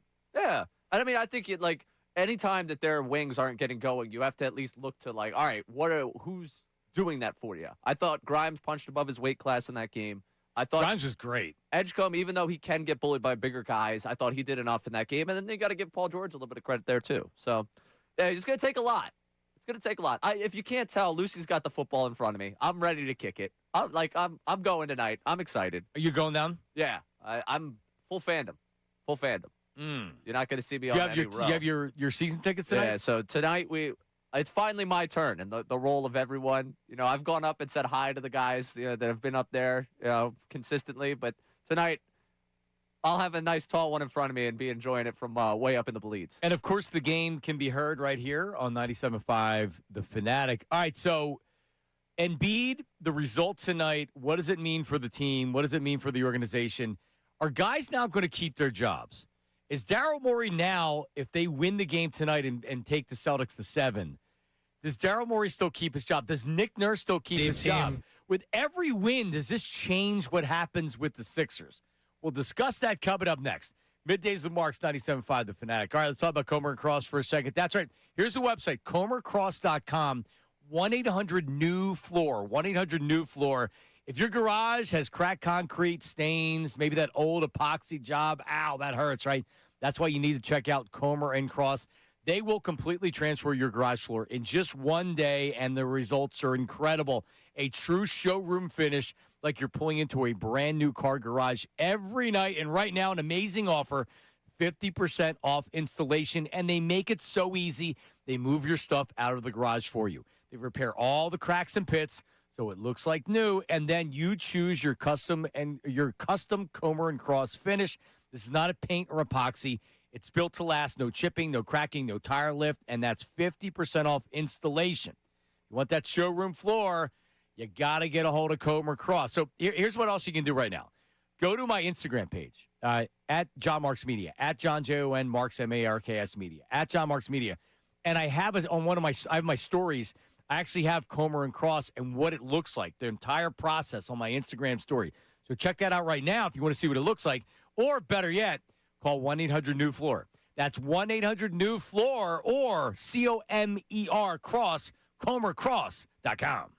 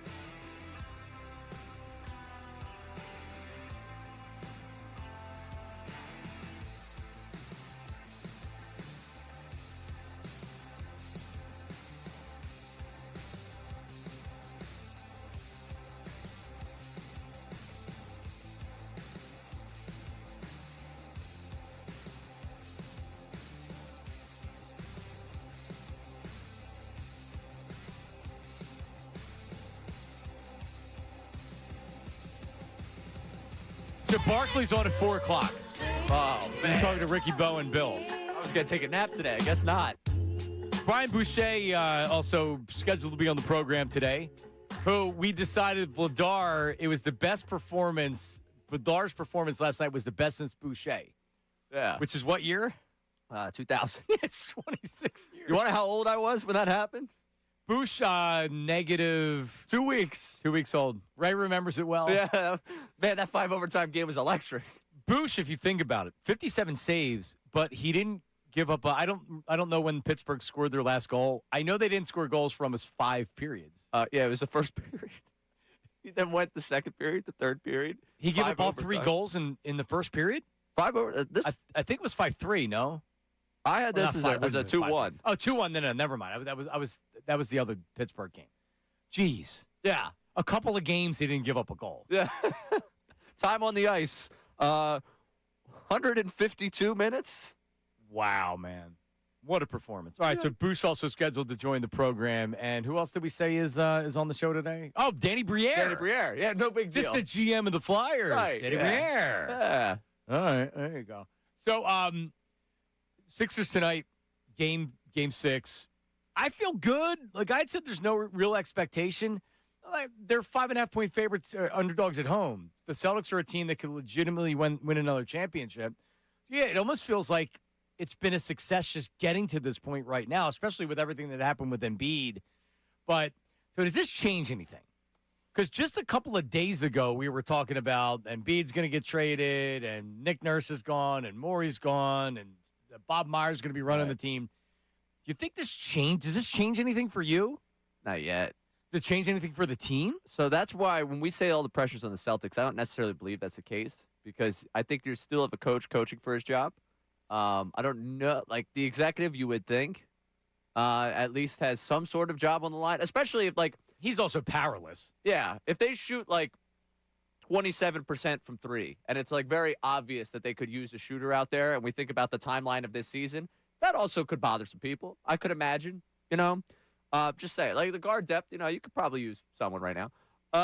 So with that, and then obviously the older guys, like for Embiid felt the pressure enough to come back 3 weeks post-appendectomy. And he also said, when asked about management, he gave a non-answer. Right. He says, hey, we're still in the series, which was exactly what he should have done. Yeah. Pretty clear what he thinks about management. Correct. And that's Daryl Morey. So, yeah, I mean, is there a war that could be waged this offseason? We too far off from that? I don't know is it all or nothing? Is it Morey's gone and then because here's my question about the whole thing. Yeah. Is Bob Myers the one that's making the call here?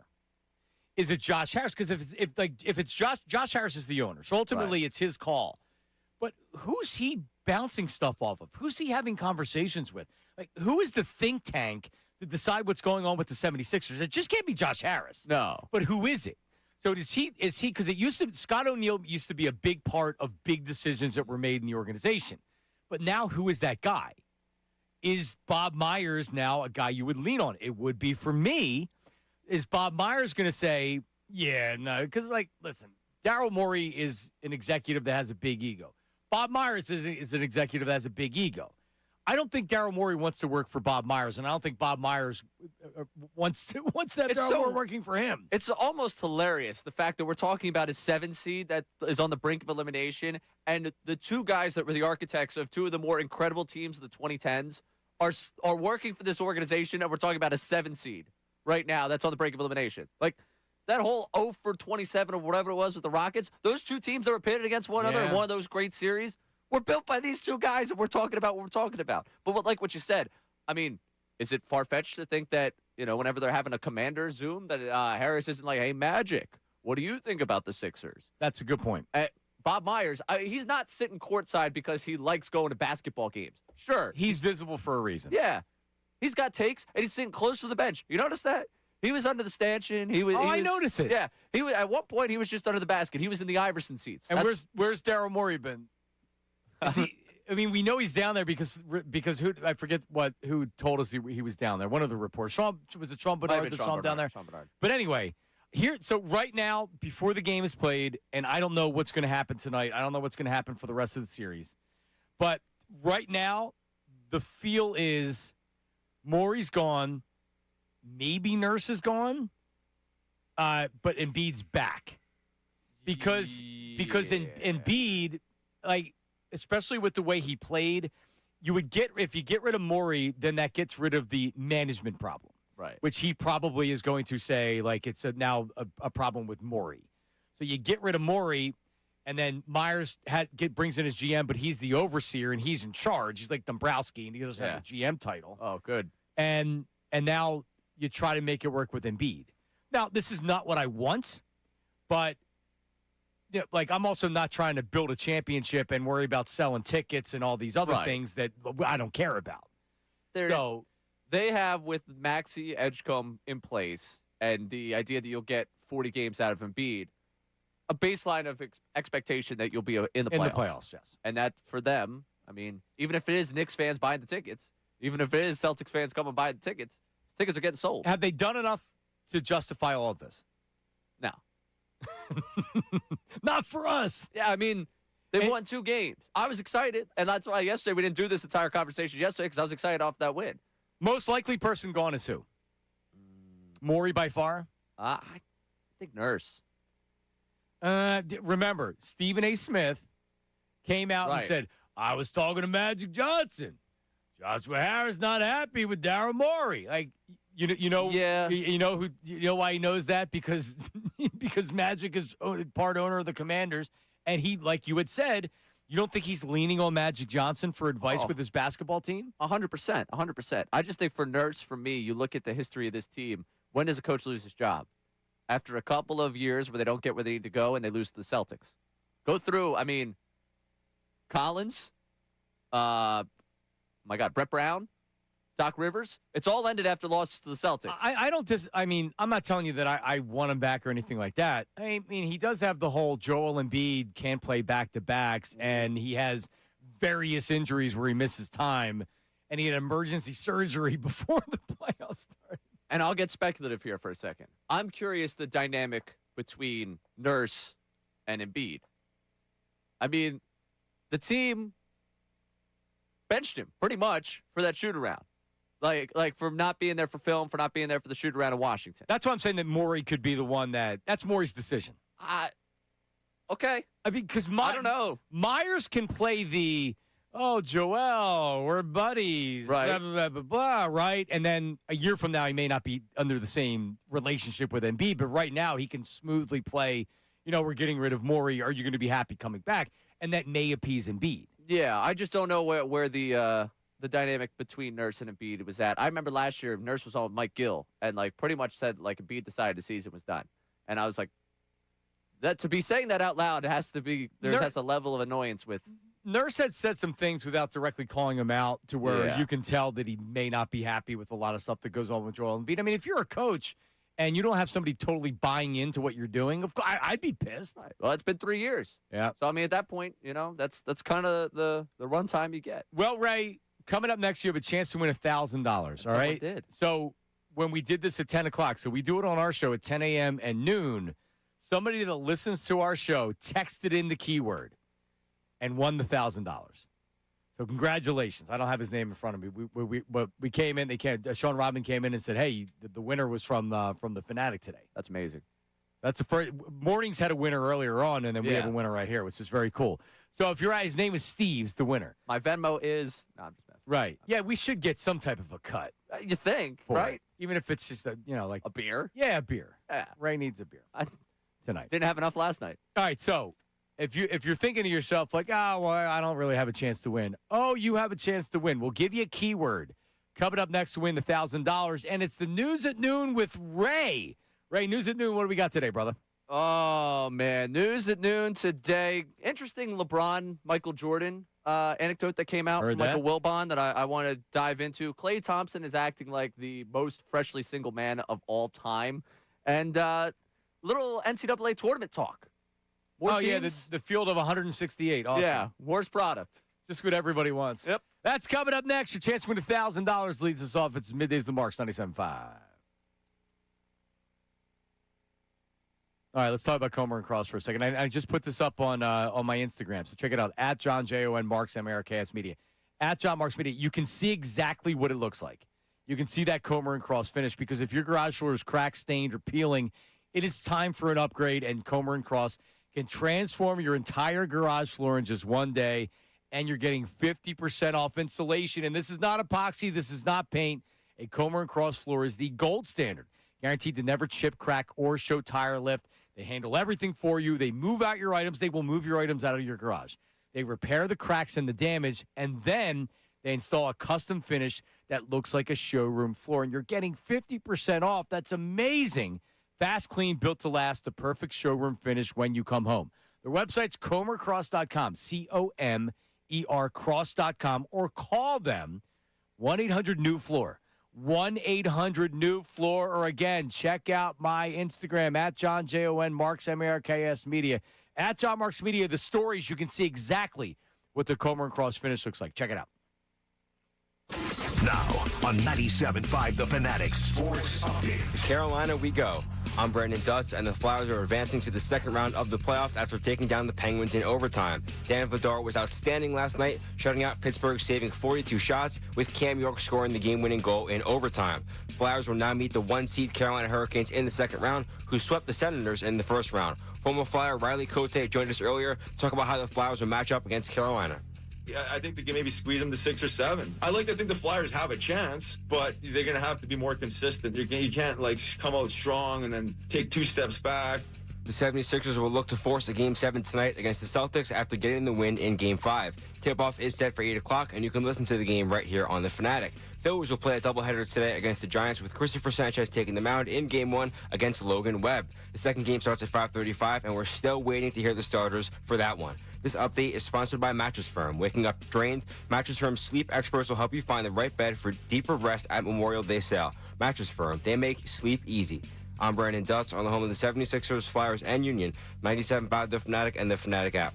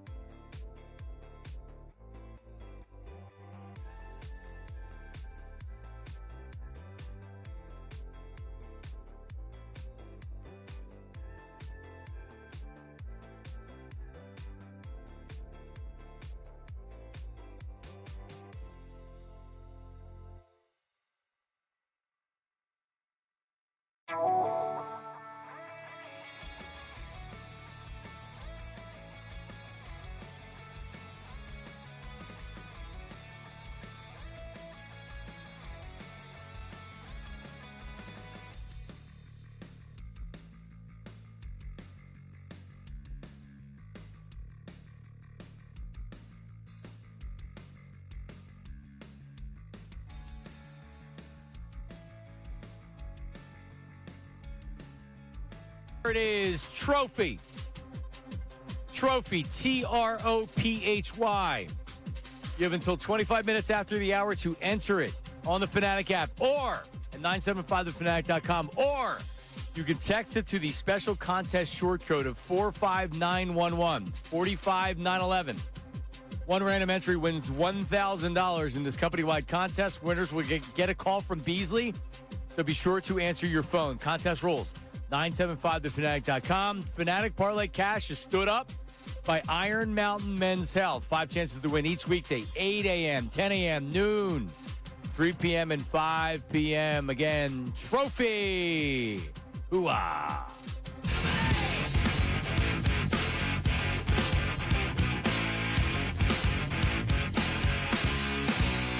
Come on. All right, we're back Middays with Marks, Ray Dunn, Brandon Dutz, Negative Nate Tennyson. 12 o'clock hour of the program, as always, brought to you by Service First HVAC, offering 0% financing for 48 months. Rebates and tax credits up to $4,300 when purchasing a heating and cooling system. Learn more. ServiceFirstHVAC.com. It's time for the News at Noon with Ray. It doesn't matter what comes in the world of sports. The News at Noon with Ray Dunn.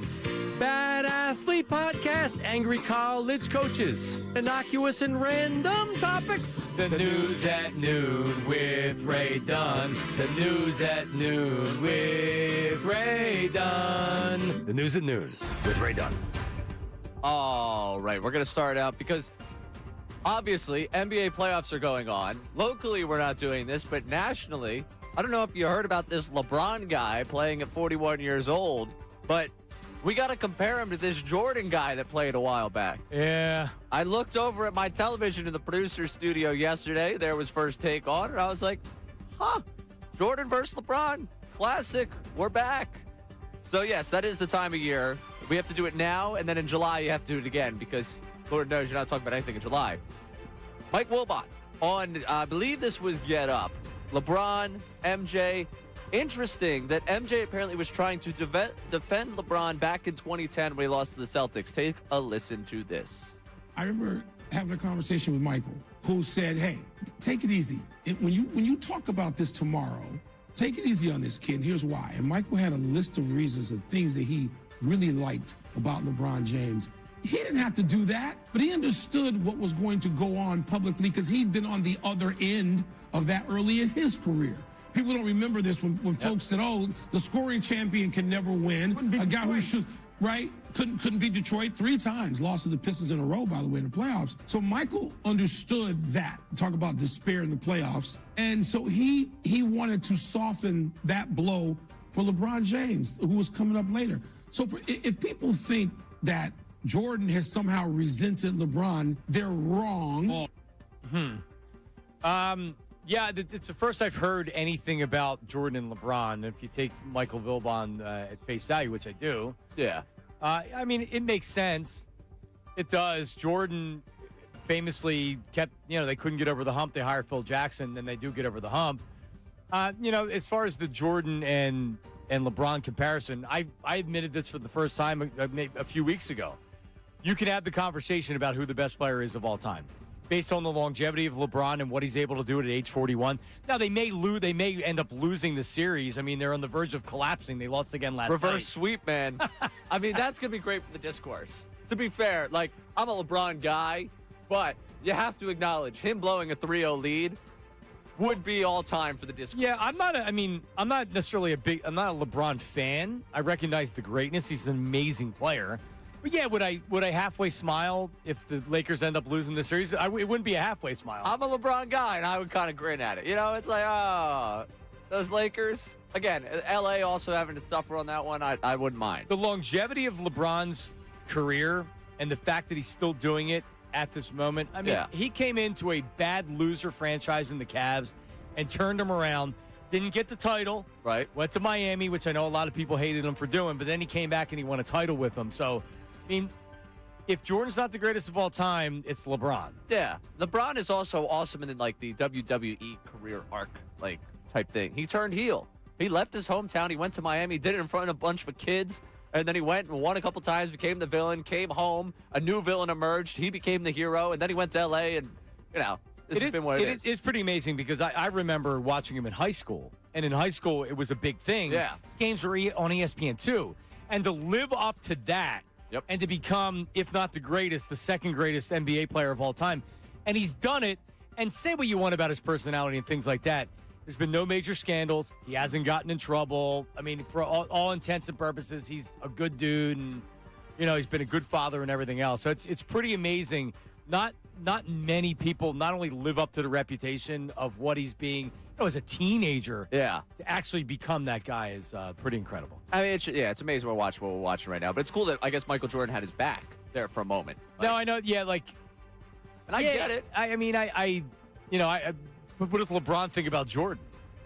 I mean, would be my question. There has to be a healthy amount of respect, but also a healthy amount of, man, I can't do anything without them bringing you up. For both of them. Of course, and it's a compliment, but 23 seasons for LeBron James. He averages 26.8 points a game in 23 seasons. You're not supposed to do that. When Michael was at the end, he wasn't doing what LeBron's doing right now. At all. He threw a lob to his kid. He did. I mean, the jokes write themselves on that one. He generated his own teammate. How does that even happen? And he's going to play at least one more year, if not more. Yeah. Oh, man. We'll see. We'll see. All right, let's keep it with basketball, though. Klay Thompson, I don't know if you caught this. This is something that, with the Vrabel-Rossini thing, this would be bigger, I think, in terms of the national spotlight of celebrity gossip.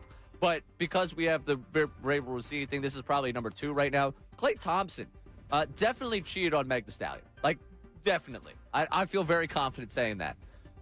She said he was not monogamous, not being faithful, the whole thing. Go figure. Yeah. So Klay Thompson decided that, post-breakup, what do? You hop on your boat, you hop on Instagram Live. Just listen to the man enjoying life, or at least trying to tell you how much he's enjoying life right now. Gonna be back on the high seas. Come on, fellas. Nothing like it. Long time, so the rhythm might not be there, but the passion is always there. God, feels good to be back. Nothing like the ocean, let me tell you. Hey, Blue. Nothing like the ocean, man. Damn right here, boys. Come on. That's enough. You're just listening to the most single man of all time. Yeah, probably a relief to not be dating someone named Megan Thee Stallion anymore. And by the way, oh no, man. Yeah, but people are. I mean, I don't know. They weren't even together a year, right? I mean, it was a short-lived relationship. It was a short-term thing. I didn't even know they were dating. A little love bombing for sure. They were hot and heavy there for the early portions. Of course they were, man. That's how it always works out. He's a big star. She's a huge star. They love each other. Yeah. They're making love all the time, and it's fun. Then you get tired of it. Then it's not as fun, and it's like, you know what? Man, I could do whatever I want to all the time. Now I got this woman, and she's like, she had said that he had mood swings and was mean and all this stuff. Watch him on the floor, man. He stinks. He's got mood swings out there, too. Yeah, he sure does. It's a lot tougher to play basketball when Steph Curry's not nailing shots from half court, I would be upset, too. All right, well, listen. Can you name one Megan Thee Stallion song? Oh, man, you put me on the spot. I can't. I mean, I definitely can. I definitely have listened to her. I on the spot, I got nothing for you. Okay. Because I'll end up naming a Cardi B song instead, and I'll be attacked. Yeah, I wouldn't. A Cardi B, I can't even tell you a Cardi B song. To me, they're very similar. Anyone that saw me last night and you saw the way I was celebrating, dancing, I can get down to any Meg Thee Stallion song, any Cardi B song. I enjoy. All right. But yeah. All right, last one for you here. This is also going under the radar because of everything we got going on right now. If it was a regular April here where the Phillies were 500, and with all due respect to our two partners that are in the playoffs right now, we were talking about Sixers first round and the Flyers having the springs that they've usually had, we'd probably at least have dedicated a segment to complaining about this. The NCAA is going to expand the tournament to 76 teams. Jay Williams talking about it, and then we can break it down. All right. Everybody doesn't get a damn trophy. We talk about it when it comes to youth sports all the time. I hear parents literally articulate it all the time. No. You didn't come in third, second, or first place. You came in ninth place. You don't get a trophy. And what we're doing now is because it's about ad revenue, it's because it's about we're generating as much revenue as possible, we're saying everybody gets in. What the hell is the point of having a tournament if more teams continue to get in because it's about this? We're not teaching the valuable lessons. We're saying things that we want to teach the youth on one end, but yet we're doing something else. Yeah, all right. I get what he's saying about the participation trophy thing. I do feel like at this point it's kind of a crutch for everything you don't like that's happening in the world, just blame participation trophy era.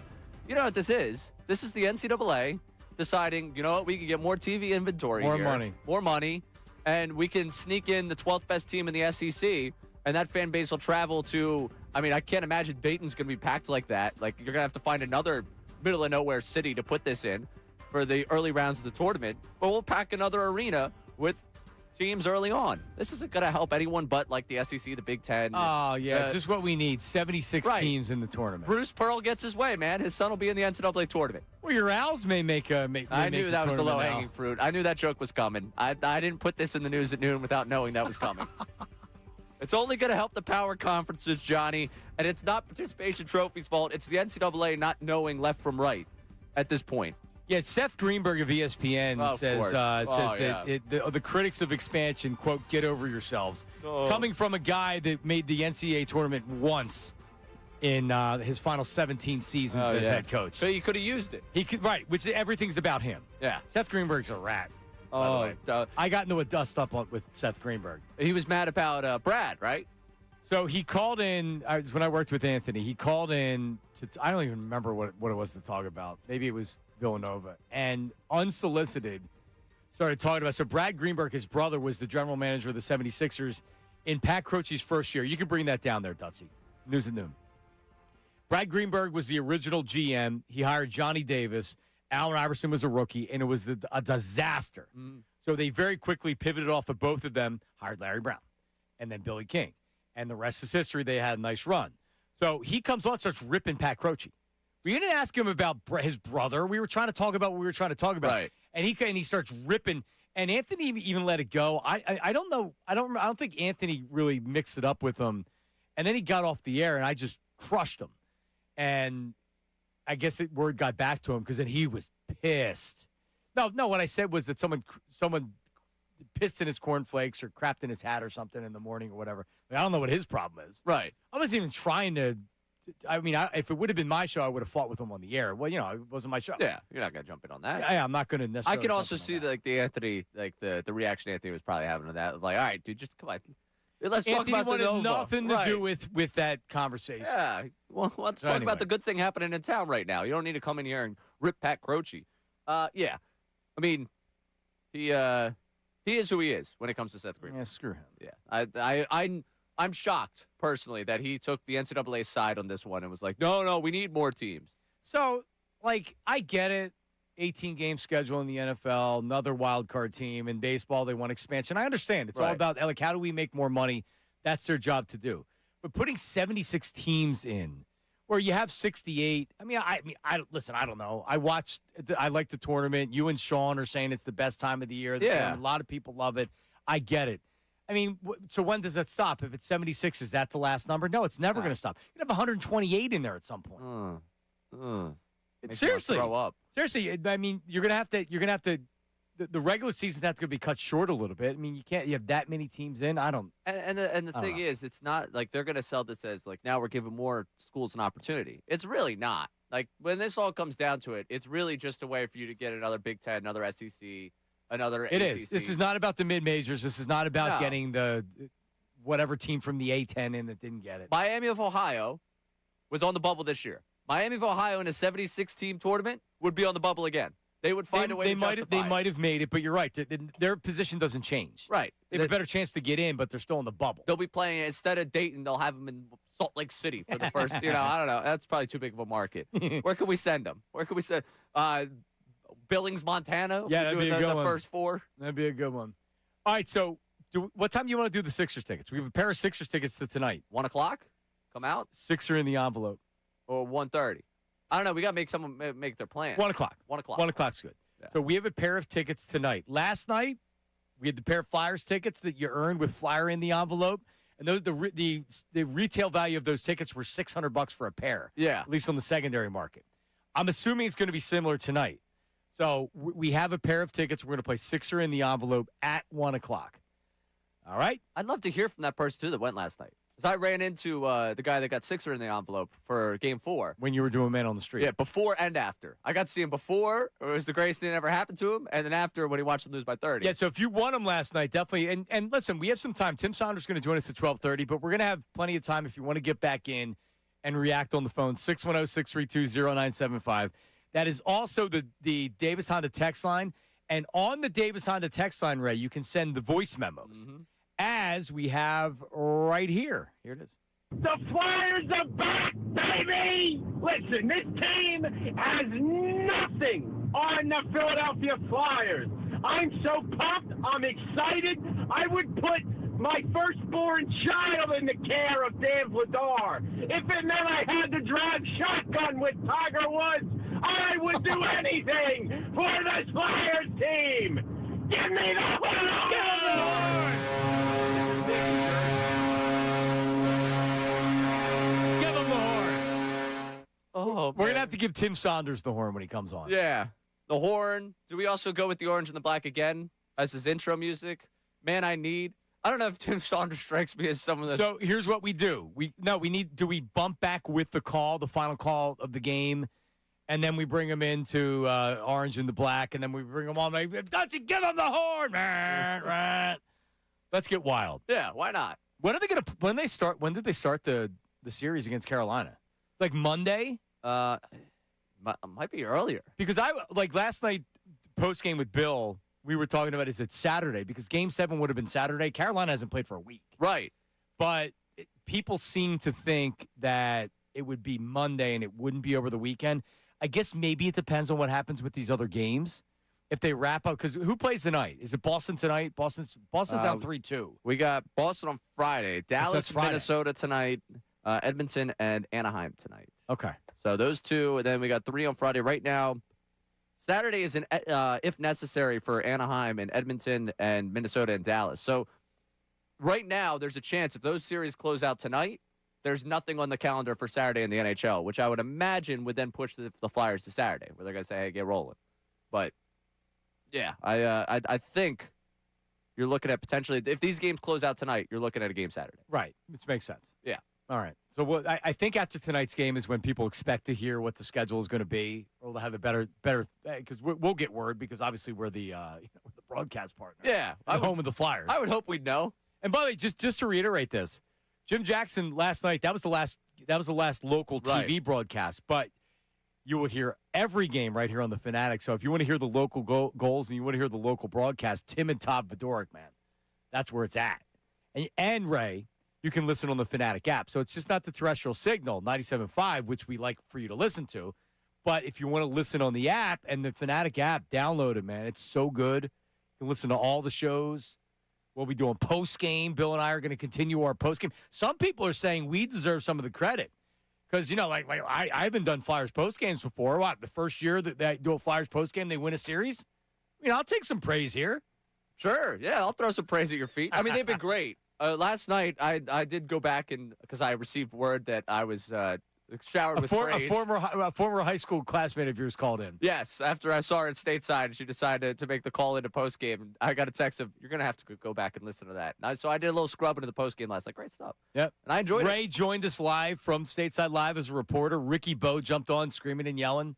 It was fun. It was great. It's been great. This has been awesome. It's been a great run. It has. More voice memos. Go. When Bernie Perrant left this earth, he said no one for the Flyers can be as great as him. But now that he's gone, he's given us the gift. I won't be surprised if we win the Stanley Cup, and it's all because that #1 patch is in all their jerseys. Go Flyers, Mullica Hill Plumber here. That's awesome. Yep, Bernie.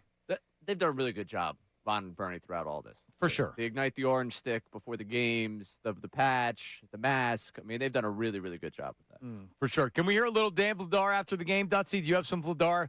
The MVP of the regular season, the MVP of the series. Unbelievable last night. 42 saves. I heard a term that I was listening to the Pittsburgh radio this morning, and the host said, the Pens got goalied. Oh, and I was like that. I like that term, and he's right. They did. The Penguins should have won that game last night with another goalie in there in a different day and a different time. But Darth Vladar. Ray has been giving the mask from Sean Brace, who is on assignment. And he's wearing it right now. Are you talking to Ray or is this visual? Let's hear from Dan Vladar after the game. Here he is. There was never a doubt. I think I can speak for the whole locker room. There was never a doubt. If somebody had a doubt, it's their problem. That's not us. We all believed that we can do it. And for me, nothing was changing. As I said before the series, I cannot try to stop the puck harder. I can still continue to do the same thing, still being positive and be a good person, because I feel like good things happen to good people, and we are good people in here, so we deserve this. Oh, I want to hug him. Good things happen to good people. A lot of people were trying last night, Johnny. I bet. So he came in the Stateside Live as well. Yeah. You were still there when the Flyers rolled in? I had to. At that point, I'm doing journalism. Well, you were a reporter. Yeah. You should have been on the clock. You should get at least like a day off or something for your reporting skills. You think I will? No. No, not at all. And by the way, just want to give a shout out to Dylan McKinnon, the head of our digital team.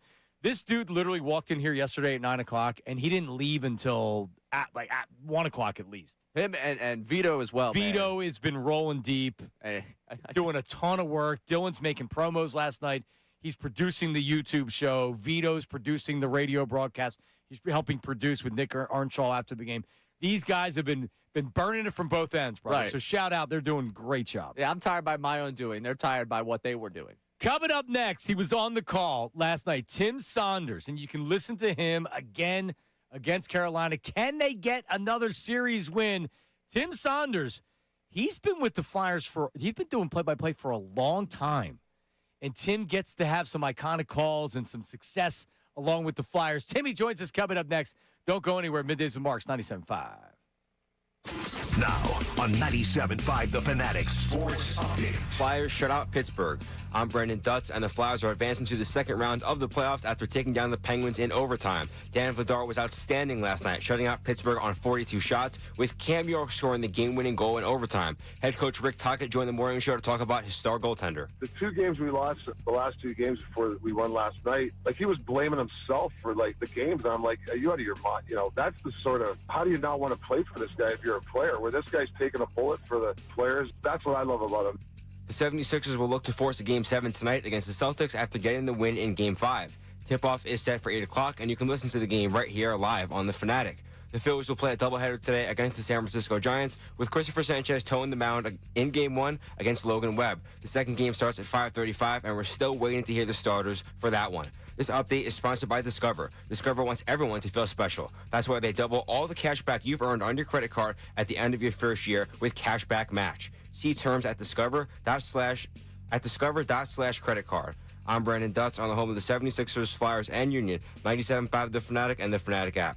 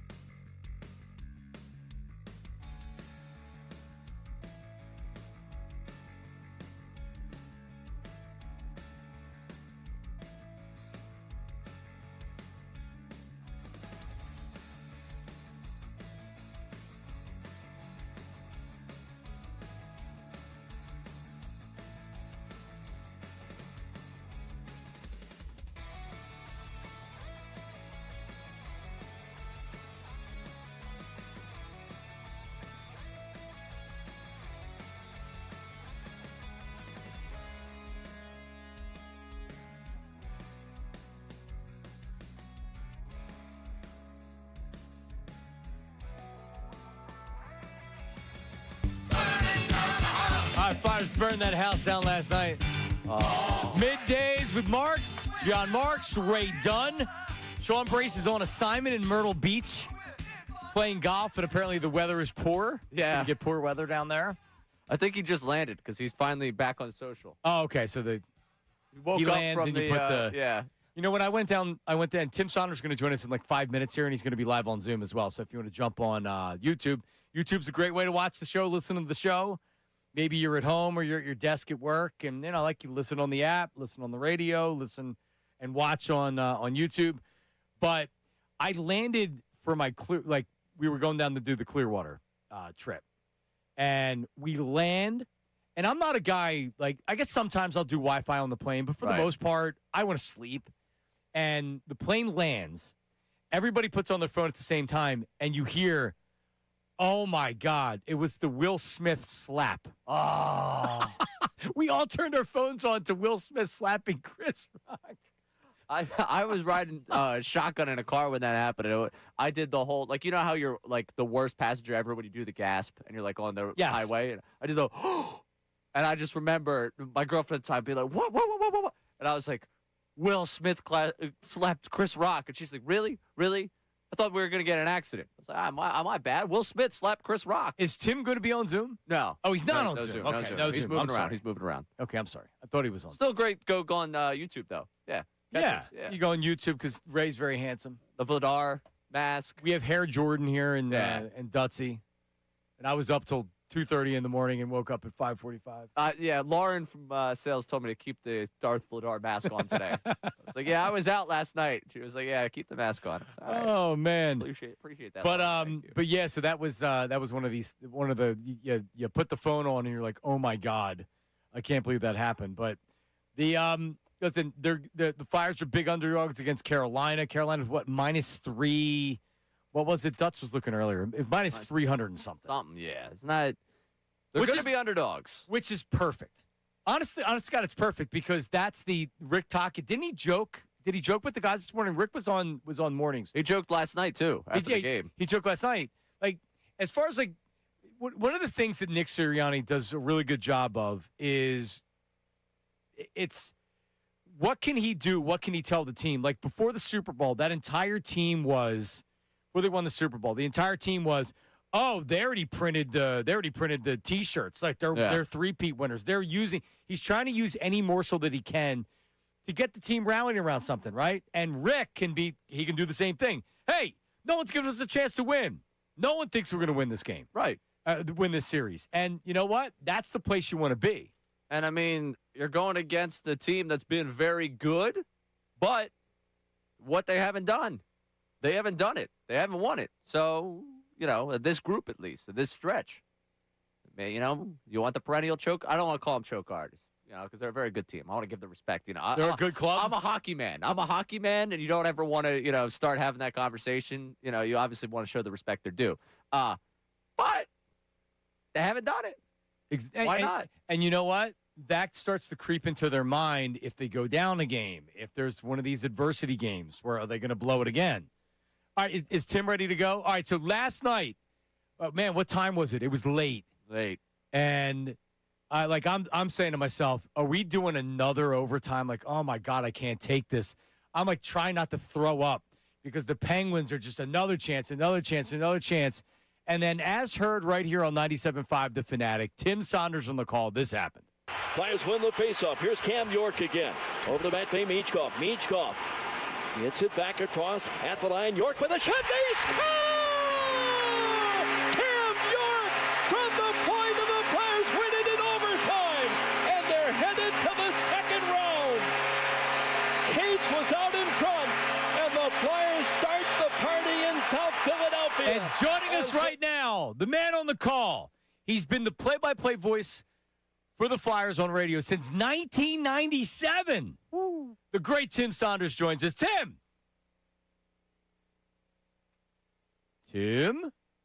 Did you guys hang up on me? We did not. Can you hear us?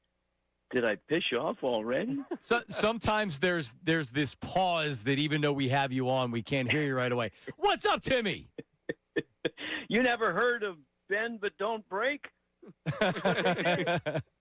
Oh, man. All right, so we talked about this when the Flyers actually clinched the spot and made the playoffs, and I thought about not only all the diehard fans, but you, Jim Jackson, Jason Martinez, all the people that are down there, all the media that's down there all the time for this team, but in particular you've called a lot of games, and the Flyers have had their moments over the years, but you haven't had the signature moments. They haven't had the playoff success in recent years that they had previous to that.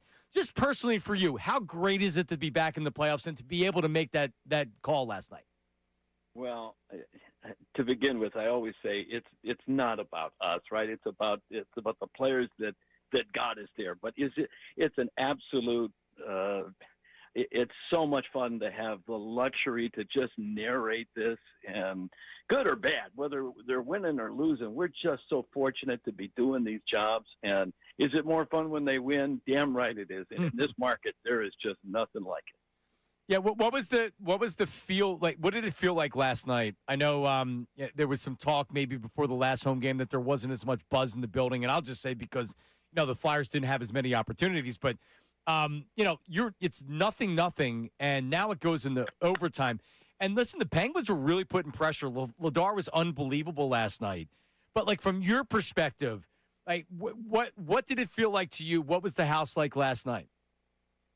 Well, I think all three games, the house has been phenomenal. I mean, it's better in Philly, I think, than anywhere. Everybody saw the video when Buffalo finally got a playoff game after being out of the playoffs for 14 years. I don't think there's another building in the league, another fan base in the league that celebrates a playoff run the way they do here. And I've said for weeks that the veterans that have been around here and experienced before have tried to explain it to their younger counterparts what it would be like to try to prepare them. But how the hell do you prepare kids for that kind of atmosphere? And you can either feed off that the right way or you can get swallowed up by it. And to their credit, I don't think they've been swallowed up by it. I think they've embraced it and are having the time of their lives. Take me inside of the booth as the overtime's happening, as the third period's happening, because I can speak for John and I in saying that we were both freaking out at home, watching, or where I was, where he was, watching, feeling like, man, Pittsburgh's getting a lot of opportunities. How are you guys feeling just personally? What was the energy in that booth throughout late in that game? Well, I can't speak for Fridge, but I can tell you the play-by-play guy, I actually had some flashbacks to that 5 overtime game. Because it kept going on and on and on, and you knew somebody was eventually going to win, and the play-by-play guy just doesn't want to screw up the call, right? So stay with the puck, stay with the call, don't screw it up, don't get caught talking about something else. And that goal did kind of happen out of nowhere. Honestly, if you get, as a play-by-play guy, you want the crescendo, right? You want the build-up of a play. If you start in your own end and you go the length of the ice, you want that crescendo in your inflection. Sometimes you get it and sometimes you don't. But if you get too revved up and too high and then they score, then you have nowhere to go. Right. I get to an octave that people wonder just how close Fridge and I are to help me get to that octave. But honestly, the play-by-play guy is trying to maintain some semblance of normalcy so that you have somewhere to go when the excitement, when the game-winning goal happens. Tim Saunders on the call last night. Flyers beat the Penguins 1-0 in overtime. They win the series. Carolina coming up next. Dan Vladar, I heard somebody in Pittsburgh say this morning. I was listening to their local radio. They said, hey, listen, the Pens got goalied last night by Dan Vladar. What an amazing performance. You've pretty much seen every game. I don't want to date you here, Timmy. Almost 30 years. That performance last night, combined with what he did in this series and then what he did during the regular season, this is the best goalie play we've seen since when from Dan Vladar? When was the last time we saw a goalie play like this? That's a pretty good. I heard guys talking about this last night. Brian Boucher would be mad at me if I didn't employ him here. Yep. And in that 2010 run, you're right. Goaltending has always been a little bit of an issue here, right? And that's the tough thing about that position. They always say, "Oh, he's never won the big one," until he wins the big one. Right. And eventually, somebody has to win the big one. So I discount that notion a little bit. But let's face it, he was the MVP all year. He's the reason they're here. And yeah, to win this series in a game like that last night, your goalie had to be better than the other guy, and he was. We hear so much about this team, about how close they are, and Vladar being like the kind of the spokesperson right now. The good things happen to good people. Last night was a great thing to hear from him. But take us inside those four walls. What is it like to be around this group? Like, what day in and day out do they exude that's allowed them to kind of make this run? You know, this is going to sound kind of cliche-ish, but because you hear coaches talk about how close-knit a good team is, and I'm not sure you can win without that. At least I haven't seen a team that could. The good teams are really that close-knit off the ice, and this is as close a Flyers team as I can ever remember. Is that the reason they're here? I think that plays a big part of it. They've got a great combination of guys that have been around a while, not aging veterans, but veterans, and kids that have come in and had an impact immediately. You know, you've heard the term young and dumb. Maybe they're too young to realize the moment, and that's great. They've embraced it, and this mix has been great to watch, and it's been fun to narrate. They're going to have to take it up another level, though, if they're going to have success against Carolina in the next round. Before we get to Carolina real quick, because there's been a couple of times where the trip to California has been mentioned. Can we get any insight of what happened out there on the West Coast where everything kind of turned? What happened out there? What was the energy shift? What was the bonding moment out there? What happens in California stays in California. If there was a defining moment, you really think I'd come on here and tell you? I have to ask the question. No one's listening, Tim. No one's listening. You can tell us. Okay, all right. I think the guys did at one point go out and have a little fun, but that's great. If you remember, Cotay used to always talk about their record in California way back was phenomenal because the guys would go out there and just get hammered and play guilty. And that can lead to some pretty good hockey if you're playing guilty. I'm not suggesting that happened this time. But that trip to California probably was the defining moment, right? Because they had 3 games in 4 nights, a short turnaround, and they went out and won all 3. And that was when you knew this run was possible. Yeah, and they haven't looked back since. And we're talking to Tim Saunders, who will be on the call as the Flyers and the Panthers. We don't know when the series is starting. I think a lot of it depends on what happens with the other games here. And by the way, Timmy, no more local TV now. So the only we'll have the call. The only local call will be right here on the Fanatic with Tim Saunders on the call. You're going to get to call the big goals that we'll be playing, Timmy. Well, that's right, and that's why we got to do a tutorial on how to sync radio with TV. If you're watching on at home on a DVR or whatever, and you can pause your video and wait and sync it up with radio. Some people have gotten pretty good at doing it, and that can be a fun way to watch the game. It's a different call, right? TV and radio, because a lot of what we do on radio is sort of redundant on TV. But when you lose the local guys, you definitely lose some flavor for it. So hopefully we can bring that. For sure. All right. How good is Carolina? How tough of a task do the Flyers have here? Well, they're really good and really deep and really well coached. They play a system that everybody has kind of bought into, a little bit like the Flyers in that way. The Flyers don't have any superstars on their team, but they're where they are because they're all bought in and they're all playing the same system, and they're getting great goaltending. Flyers played Carolina 4 times. 3 of them were past regulation. So although they didn't beat the Carolina Hurricanes this year, they played them 4 tough games, and that's pretty much, I think, what they're expecting in this series. Rick Tocchet is I'm trying to think of the best way to put this. If you listen to Rick Tocchet and his verbal patterns, you might not reach the conclusion that he's as smart as he is, man, he's a really smart hockey guy. He knows the game. He knows how to relate to these players, and he deserves so much credit for some of the things he's had to navigate with this club and getting that buy-in, because you don't get here if everybody's not bought in. This is awesome. Give him the hockey horn. Let's hear it. Give Timmy the hockey horn. There he is. Tim, we'll catch up with you. What the series think? Could it be Saturday if some of the series wraps up here, or maybe Monday, Tuesday? What are you hearing?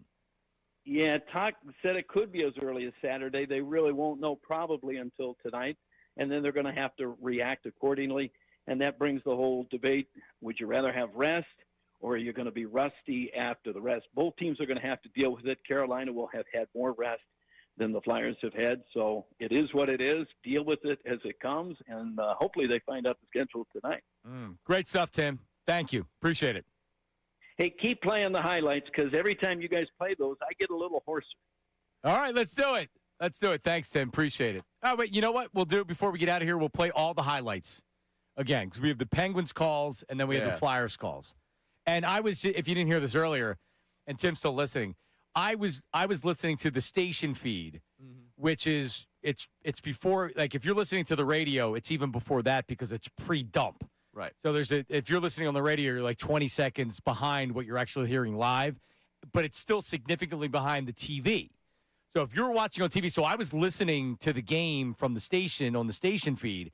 So I got the goal, and then like a minute later, everybody started reacting, like Dutz in our group text. They actually saw the goal.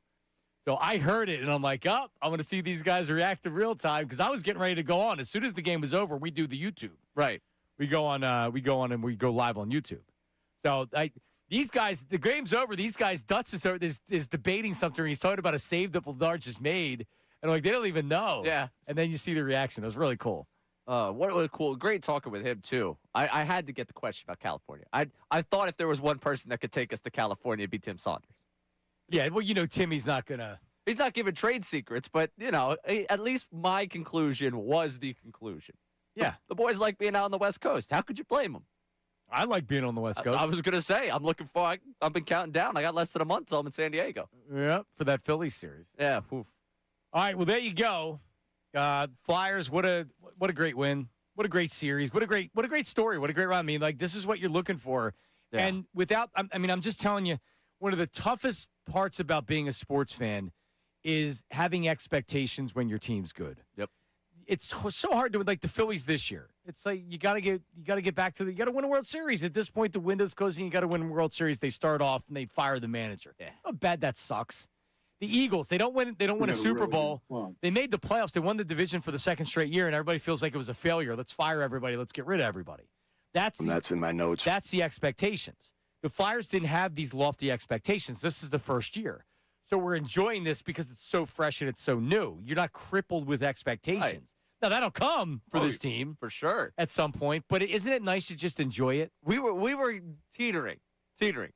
Today, it would have been a very interesting, like, line to toe had we been talking about a Game 7 of, like, man, this team is awesome. This has been so much fun. And, oh, my gosh, I expected them to win this series. There would have been none of that today. Right, but I'm saying, like, eventually, maybe you get to that spot.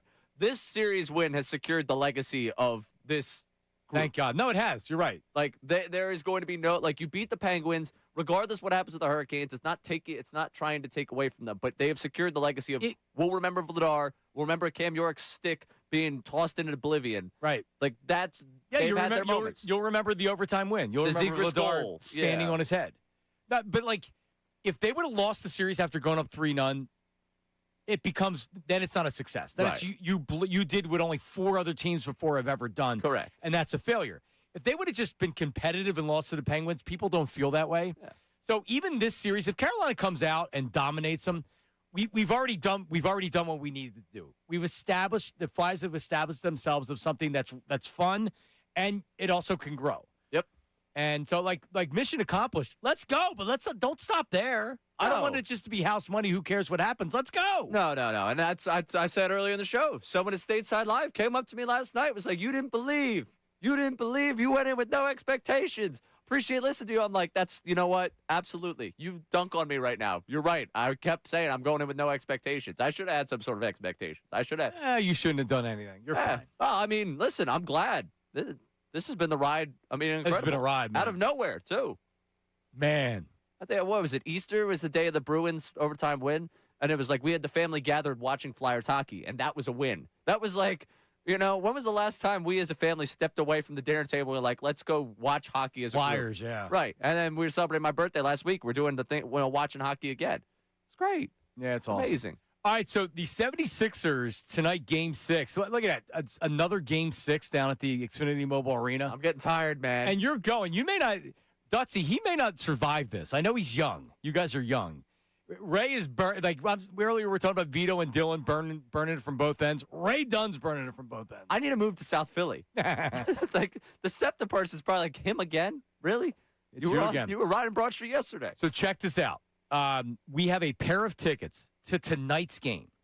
We're going to play Sixer in the envelope. Mm-hmm. So here's what we're going to do. We put a name of a 76er. We slap it in the envelope. We lick it. And if it doesn't stick, we tape it.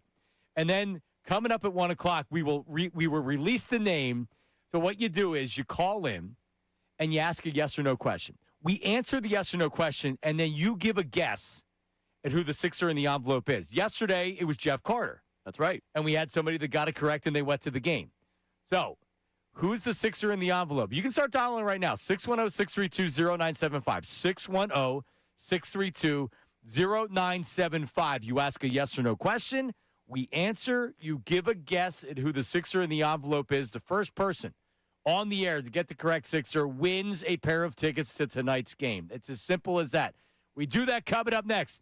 Middays and Marks, 97.5 The Fanatic. Now on 97.5 The Fanatic Sports Update. Flyers are moving on. I'm Brandon Dutz, and this update is brought to you by Comer & Cross. Comer & Cross garage floors done in just one day. Get 50% off installation right now. Call 1-800-NEW-FLOOR or visit comercross.com.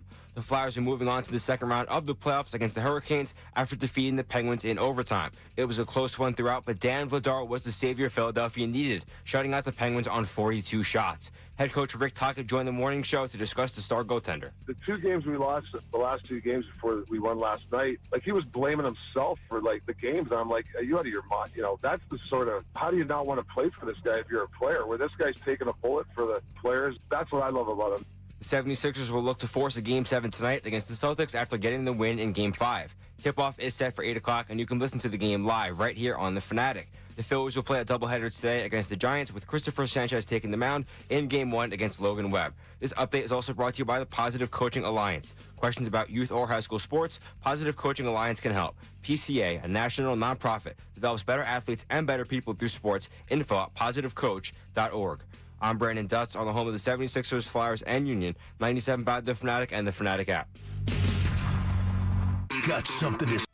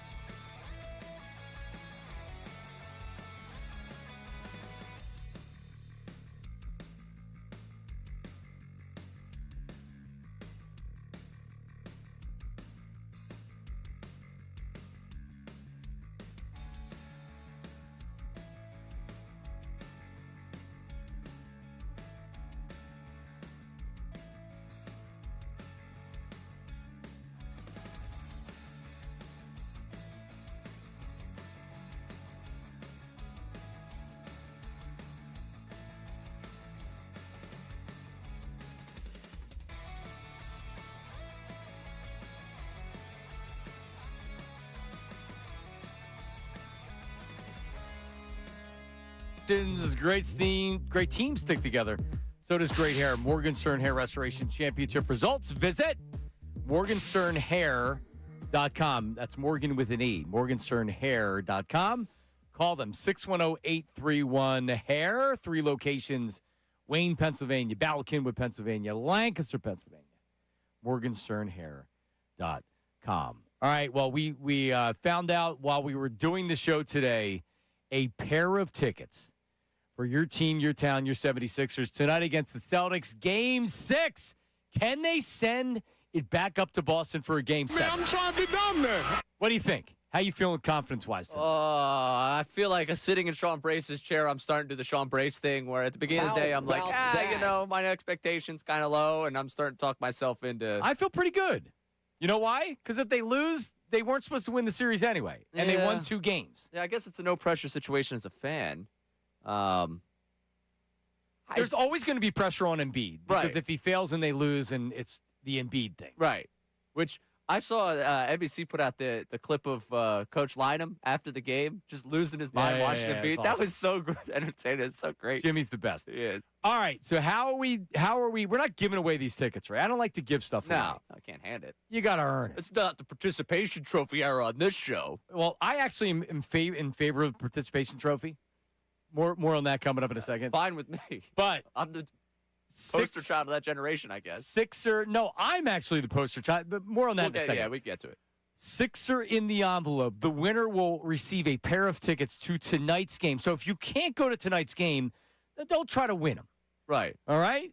610-632-0975. This is very simple. Give me my music there, Brandon Dutz. Thank you. So it's very simple. You ask a yes or no question. I answer. And then you guess at who the Sixer in the envelope is. Ray does not know who the Sixer is. Weird. Very insecure sitting here not knowing, because always I know. And if I feel like we need a good question because we're not going anywhere, I will ask Ray to ask a question. Can't guarantee you'll be good. No, we can't do that. You're right. All right, we're going to start with Kay in Abington. Kay, what is your question?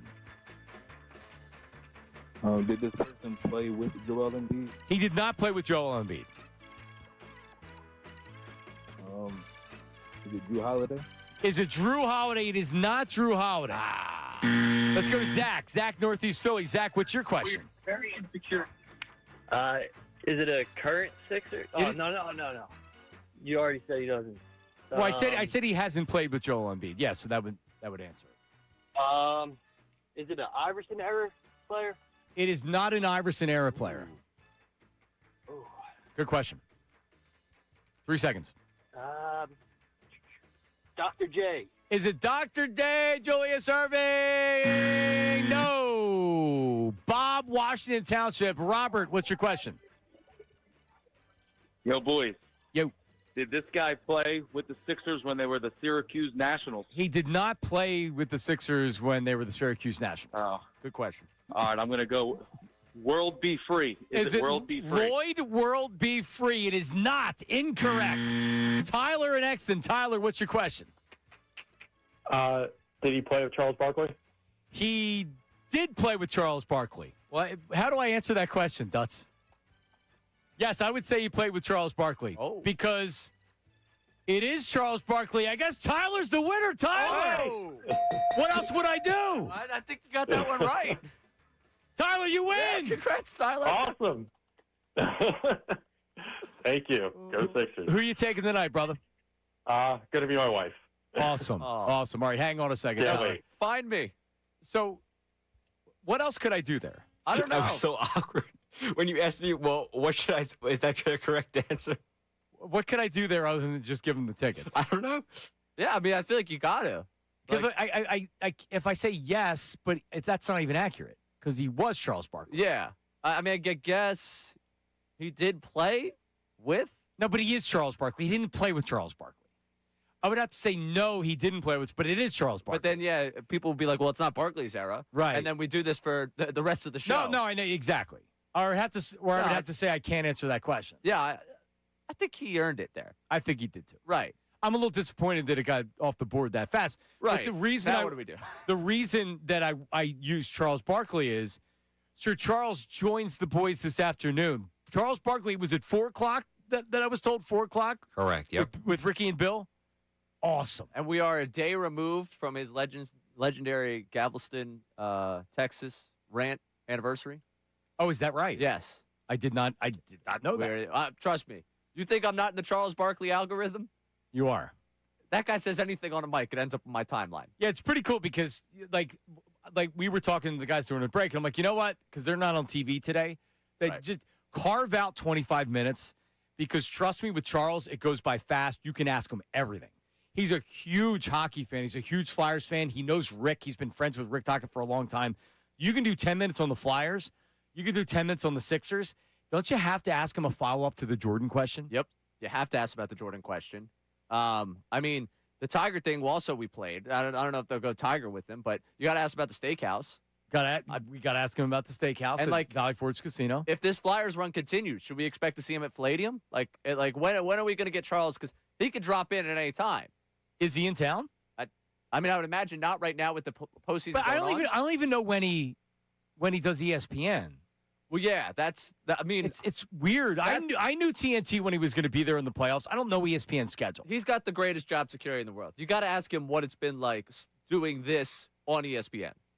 He'll answer it, honestly. Like, ask him about, I would ask him about the experience of doing Inside the NBA on ESPN as compared to TNT, what it's been like this year, what's he liked about it. Like, because he'll give you that. And, you know, if you want to end up on Awful Announcing, boys, that's the first step. Because he'll be very honest about whatever he wants out of ESPN. Let me say this. Well, I can tell you he doesn't like Stephen A. He doesn't want to be involved in that the whole organ grinder car wash where you go to Bristol and you do all the different shows. Correct. He doesn't want to do the get up hit and then wait for a couple hours and then do a Zoom hit with Stephen A. because Stephen A. is somewhere else in the world. And then after you get done with Stephen A., then you're doing a Pat McAfee run at 2 o'clock. Right. And then, and then you're tired. By the time it gets to the actual job they're paying you to do, you're burnt. But I think it's even less than that. He hates the debate shows. He hates Skip Bayless. Oh, yeah. Which I can't imagine he likes Stephen A. because Stephen A. I think is even more annoying than Skip. Yeah, I think he's more entertaining. He's more entertaining than Skip. Yeah, but I actually like Skip better. Oh, I'm out on Skip entirely. Well, I am too, but I'm totally out on Stephen A. Right, Smith. I know, and Stephen A. has been my guy for a long time. But yeah, you know why? Because with Skip, it's a bit.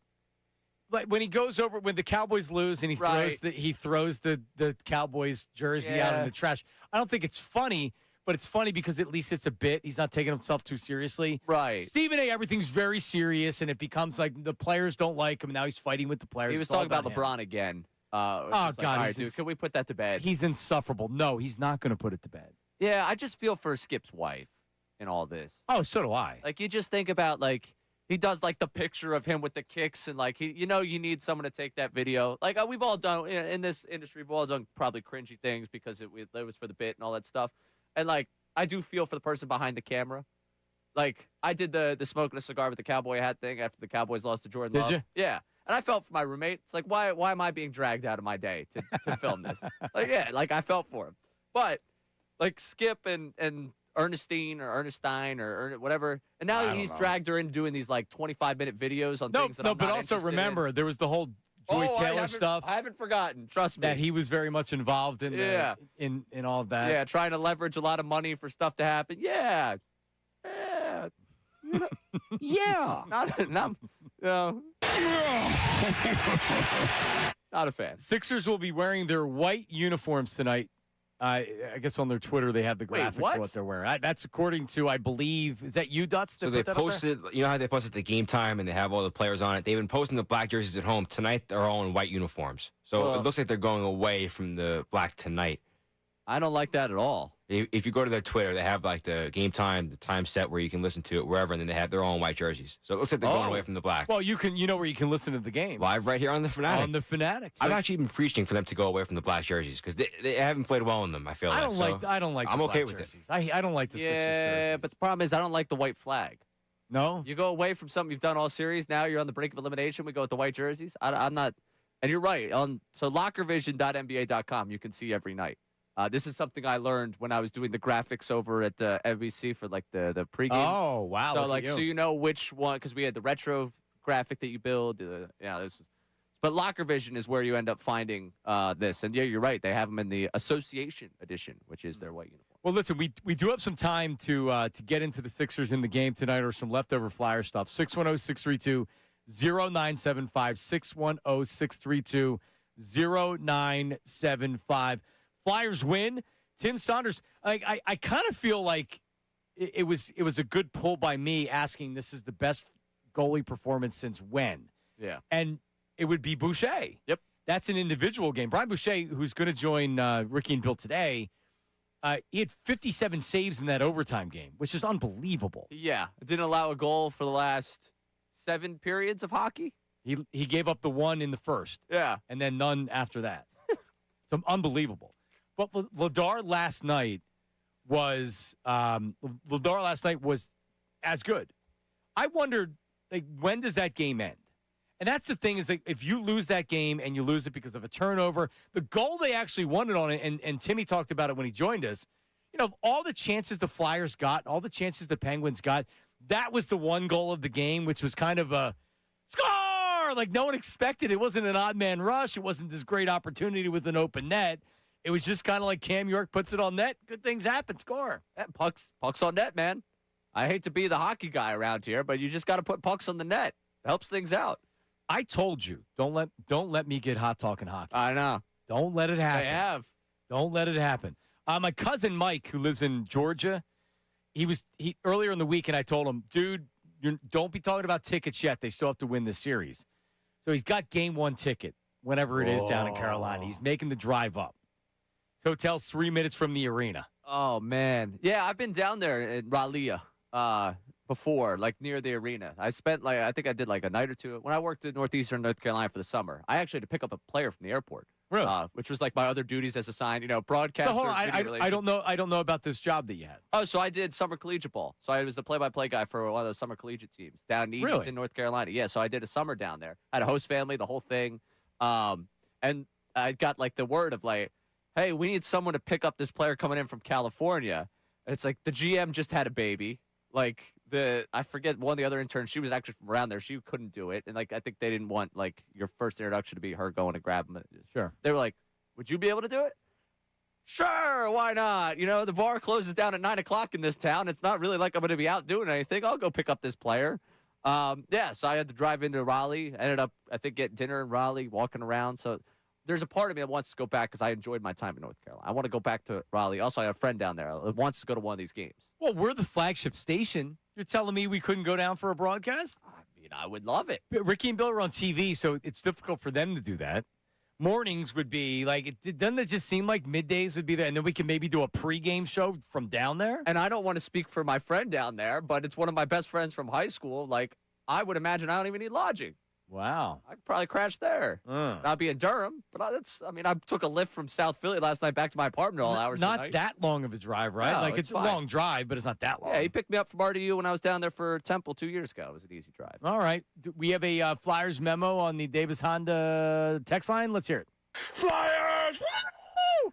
Hey, Crosby, you suck. Hope you enjoy retirement. Why don't you go make an OnlyFans where you suck on your thumb, you big fat doofus baby? I'm all horned up. Give me the horn! Give him the horn, Duts! Wow. If he created an OnlyFans to suck his thumb, I would at least give him a month. I would cancel after I would give him, but the initial month, $5. Sure. Absolutely. That's only $5? I'm not sure. Crosby thumb-sucking content's only $5 nowadays? I'm saying I would give, if I'm willing to give $5, $5 doesn't even buy you lunch. Bought me a Sizzly this morning at Wawa. Oh, there you go. No, that's nice. They got the $6 meal deal going. It's pretty good. Really? Yeah, they got like a soda, a sandwich, and chips for $6. Wow, look at you. Think about that. Think about the shorty that you get. That's not a bad deal. Not nothing. Certainly something. All right, I need a pick on the game tonight. Sixers are 5.5-point underdogs. Let me see if that line is moved. It's like here's the problem with when looking at this game tonight. Like so often you look at the last game that's played, right? So game 4, you're like, oh, the Sixers have no chance to win the game tonight. Look what happened in game 4, and they come out and they win. So now we're looking at game 6 in the lens of game 5. And the Celtics struggled to shoot the 3 in game 5. They certainly didn't struggle to shoot the 3 in game 4. The 2 games that the Sixers won, what do they have in common? Celtics couldn't shoot the 3. Right. So the team that their entire goal is to get more threes up than they can. Like, that's it. Get as many threes up will win the game. You got to make them. So tonight, I can't have Embiid coming out and turning the ball over 3 times in the first 5 minutes and trying to do too much. I don't know if it's possible. I don't know if it's something that Nick Nurse can say.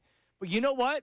Instead of Maxey being passive in the beginning of the game, how about you tell the 2 young guards, yo, we're going to start the game with you guys. Hey, Paul George, you 3 need to be involved early, and then you include Embiid into the game, right? Not that he's not going to be involved in everything else, but don't force it to him early. He gets his touches, and I think it's not. I said I don't think it's forcing it to him. I think it's him forcing the action to himself. Like if he has the ball at the free throw line, and they're about to blitz you, I don't need you just firing up a shot because you feel like you need to get your shots up. You need to get that touch. The touch came to him later on in the game, in Game 5. Like he didn't find it until the second half, and he found it more. Ironically, because of the dialogue we've had about Embiid for a long time, found it more bullying, which has not necessarily been his game for the longest time. He's been outside. He's been around. I think if they're not going to pressure him down low, he's going to have his way with Cade. He's going to have his way with Vucevic. You don't have to necessarily get everything up top to him early, let him take those mid-range jumpers. I would want to see him kicking out. I'd want to see more guys not taking shots from beyond the Well, it's a great point about the Sixers aren't forcing it. He's forcing it. Right. It's not necessarily what they want to do, but that's what Embiid, when he comes in there, especially because he's trying to put it on himself. I get it. Right. Let the game come to you. And that also comes off of Max, you come off of that screen that he sets for you. If you have a step, take that step. It doesn't have to be dance, take a step back, get it to him at the free throw line. If you feel like you can attack, take it. Take the lane. There's a reason why they're putting, who they're putting on you, because they haven't been able to really keep with you. If you give them the opportunity to stand in front of you, it's going to be more difficult for you. I would like to see him attack. 3 games tonight, Knicks at the Hawks. The Knicks have kind of righted the ship there in that series. So is that 3-2? 3-2. They've Knicks won are up back-to-back 3-2. big games. I think they're gonna end up winning that one. That's it at Atlanta. Knicks are 2.5-point favorites. The Celtics are now up to 6.5-point favorites. So that line, I'm looking at the BetParks app. That line has moved a point since I last looked, which would have been last night. So maybe some Boston money coming in. Yeah. I mean, I'm not surprised on that. If you look, though, if we want to play like the trends of like the last game, like last time they stole a game in Boston, they came home, they played with them. They just didn't get the finish. Yeah, that was a very competitive game. They were deep in the fourth quarter where that game was still at large. Yeah, it was the Tatum 3. It was rebound. Yeah, you're right. And that Maxey talked about after the game the other night, where he was like, "Yeah, we're tired of seeing them rebound." I was like, it only took 5 games for us to get tired of it. Like, I've been tired of it since the series started. Since the first quarter of this series. Better chance tonight, Dutz. It's a blowout or the Sixers win. Sixers win. Better chance the Sixers win than the Celtics blow them out. Yep. There's no way they come out flat tonight. There's just no way. But like Ray said, you have to get the other guys going early. Just like you said it. Paul George in the last game shot 2 threes early, both in. That really swung the momentum for them. Got to get other guys in early. And I'm starting Quentin Grimes. You got to get a spark where you can. He played well against Jaylen Brown. Give it a go. What do you have to lose? He sure did. They'll do your job. That's the only thing you have to lose. Better chance they get blown out or they win. I saw someone on the YouTube chat was like, I bet Sixers money line, and I hedged it with Celtics minus 29.5. And I was like, if that's not the most Sixers experience of all time, where you're like, they're either winning tonight or they're getting blown out. They're going to lose by 30. Yeah. No, I think there's a better chance they win. I think the pride for them is there about, hey, we want to give some sort of a battle here. Max talked about giving the home crowd something. They've got, it's crazy to say that about a playoff game, something to play for, but they feel that right now. And I think there's also not that out of sorts of like, we just saw Embiid come back for the first time.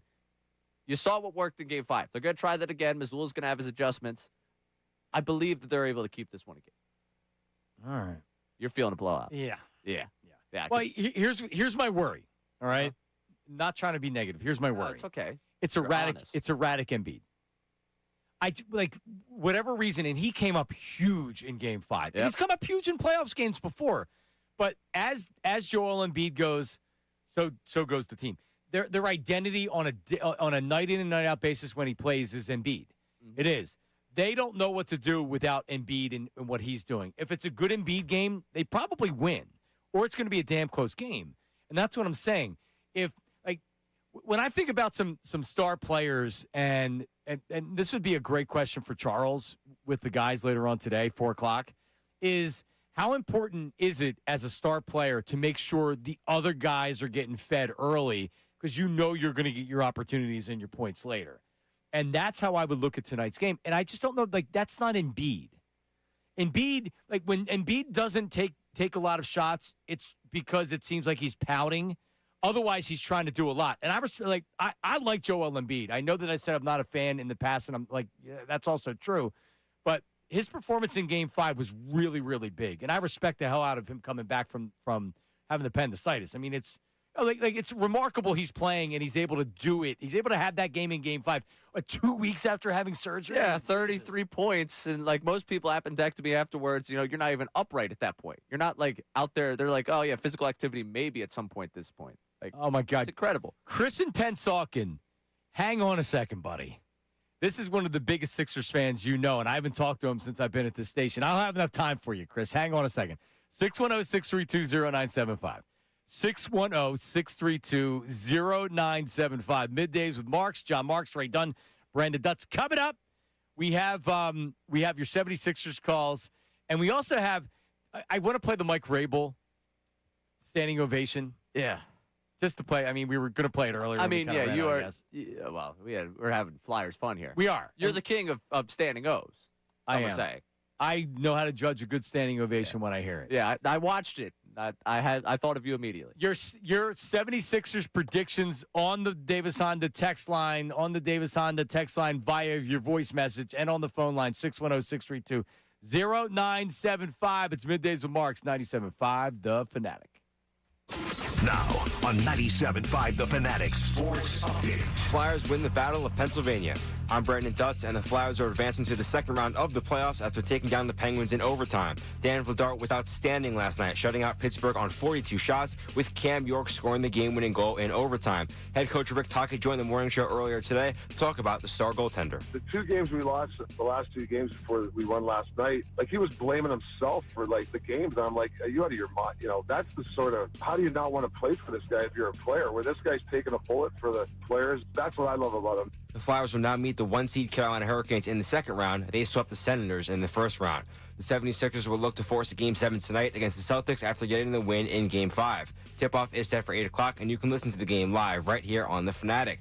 Phillies have a doubleheader today against the San Francisco Giants and will travel to Miami tomorrow night to start a 3-game set with the Marlins. This update is sponsored by Mothers Against Drunk Driving. For victims of drunk and drug driving, your grief is unique, but you are not alone. You always have a place at MAD. Call a 24-hour victim helpline at 877-MADD-HELP or visit MAD.org. I'm Brandon Dutz on the home of the 76ers, Flyers, and Union, 97.5 The Fanatic and The Fanatic app. Hey, everybody, it's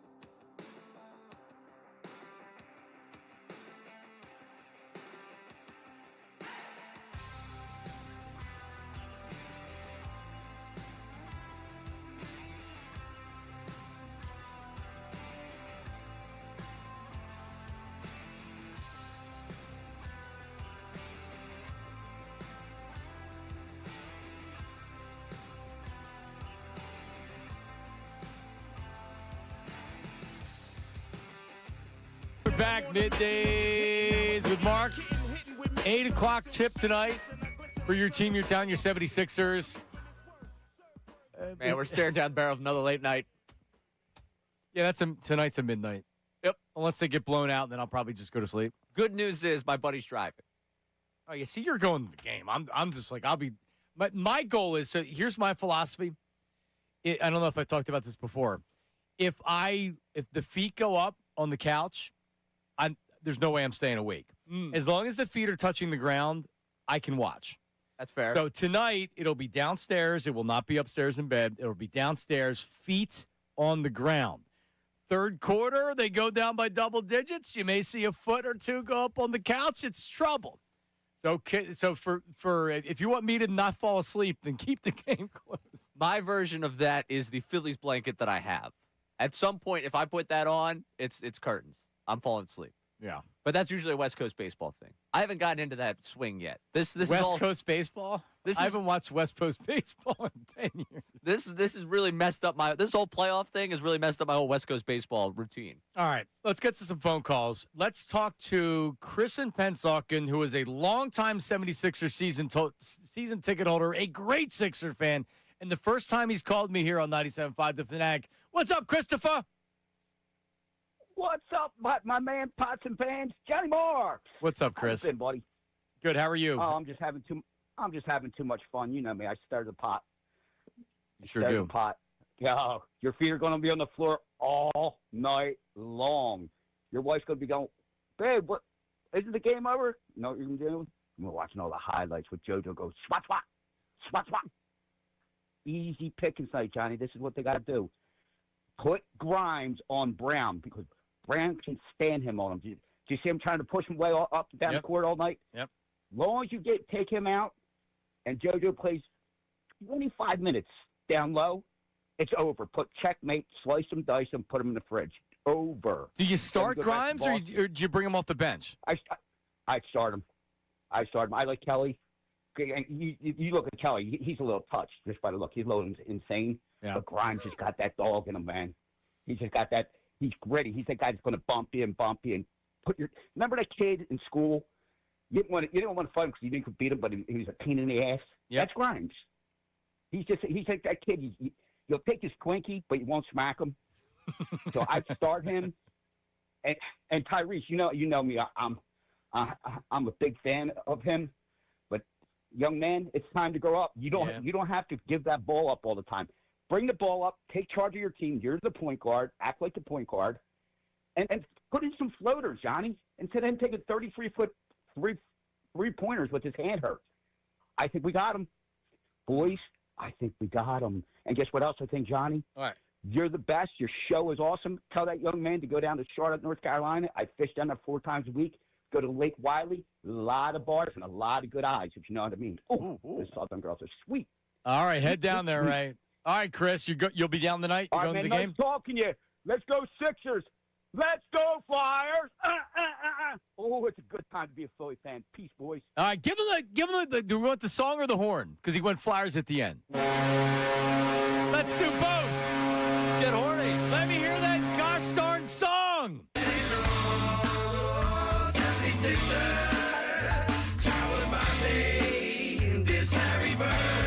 Can they play that for him today? They should. What was it like? Yeah, did I even know? Because they redid it. Because I think they added the Iverson thing later, or Jerry Stackhouse. They added it later. I believe when it was the original, it was before that, and they had to add it to it. The original G Love and Special Sauce it was Dr. J, and then it was Charles Barkley. This Larry Bird. Yeah, that's good. This Larry Bird.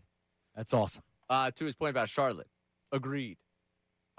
Charlotte every year on the road trip schedule gets circled at this point. I love being out in Charlotte. But what Chris said about Maxey is it's really spot on, and it's a great point.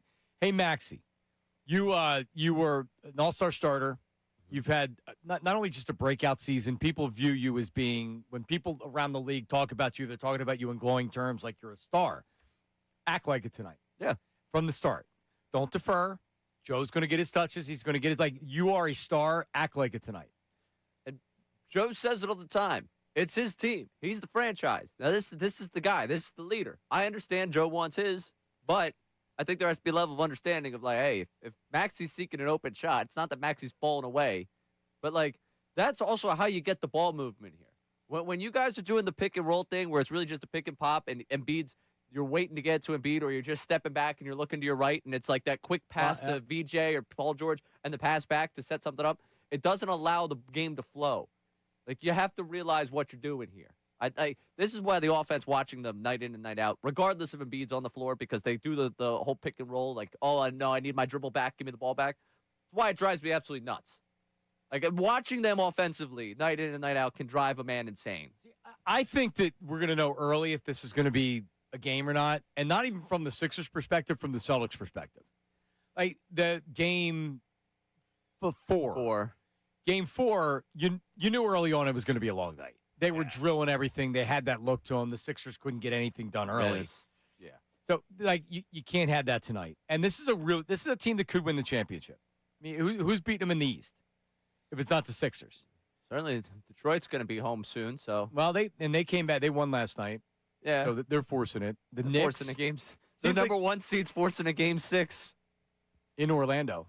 There's a, like, if we were doing the disingenuous type thing, like, actually, I don't even know if this is disingenuous because people that I think genuinely believed it had the take of, like, tanking that game. I just never think they beat Charlotte if they lose the first playing game. Right. Like, I think they end up out of the playoffs. Yeah, you're risking not even being in the playoffs by losing. But while watching that happen, watching the Magic take the Pistons, and wouldn't it be great to just send Tobias home? Yeah, no, that's what everybody's around here thinks. Yeah, so Knicks versus the winner of this series is the winner of the East, he says. Oh, God, the possible options out of the East that aren't the Sixers make me want to throw up. Yeah, no, I totally agree. Oh, it's so gross. Let's go to Slick Rick in West Philly. Slick Rick, what up? How are you? Fellas, good show. What's up, Slick? Good show all the time. My man. Listen, I want to echo that other caller, definitely. I think my key to the game tonight is Maxey has been overcompensating with the rebounds. If you check the box scores, I need him to get 10 rebounds tonight. I need JoJo to get 10 rebounds tonight. And I need them to bump and grind. I need, like, a low-scoring game. I'm trying to get into, like, a running gun with the Celtics because it's not going to work. The key to the game is the rebound, play D, and, like, the pick and roll works. But I would like to sometimes see a play where they pick and roll, but somebody's cutting baseline as well. So the two guys, you understand, interchanging the ball, and then a second cutter coming in. It'll work because Boston is weak on the baseline and with backdoor plays. Great point. Like with if they get too many second chance opportunities like we saw in Game 4, that's trouble. Because a lot of times you're getting a longer rebound because they're shooting threes. You can't let them have those offensive rebounds. You really, really can't. It's killed the Sixers this year. It has. Rebounding's killed the Sixers. That last game, everybody rebounded. It was like the first time in years I've seen like all 5 guys turn and face the defensive and the offensive glass.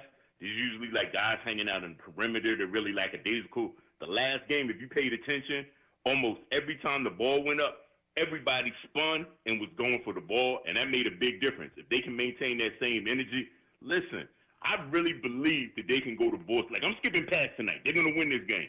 I believe that they can win up in Boston Game 7. And listen, they signed up for this, if you think about it, because they had the option not to tank, but basically they could have went to the 8-9 game and played Detroit. And you see what Orlando is doing with Detroit. Yeah. Okay? Yeah. All right, Slick Rick, listen, we got to roll. Coming up next, the YouTube chat recap. We'll give Mike Vrabel a standing ovation and more. It's Middays with Marks, 97.5 The Fanatic. Let's talk about your garage floor. Hey, when you pull in, you may not even notice this, so I apologize in advance. Do you have cracked concrete stains? I know I do. Maybe that old epoxy job that looks exactly like an old epoxy job. You need to check out Comer & Cross. Their website, comercross.com, C-O-M-E-R cross.com, 1-800-NEW-FLOOR. They will completely transform your garage floor in just one day. One day, and it looks incredible. A true showroom finish, like pulling into a brand-new car garage every night. And right now, they're offering, how about 50% off installation? And the best part is they make it so easy. They move your stuff out of the garage for you, repair all the cracks and pits so it looks new, And then you choose your custom Comer and Cross finish. And this is not paint or epoxy. It's built to last. No chipping, no cracking, no tire lift ever, and 50% off installation. Don't wait. You want that showroom floor? You can get it with Comer Cross. 1-800-NEW-FLOOR, 1-800-NEW-FLOOR, ComerCross.com. Howie.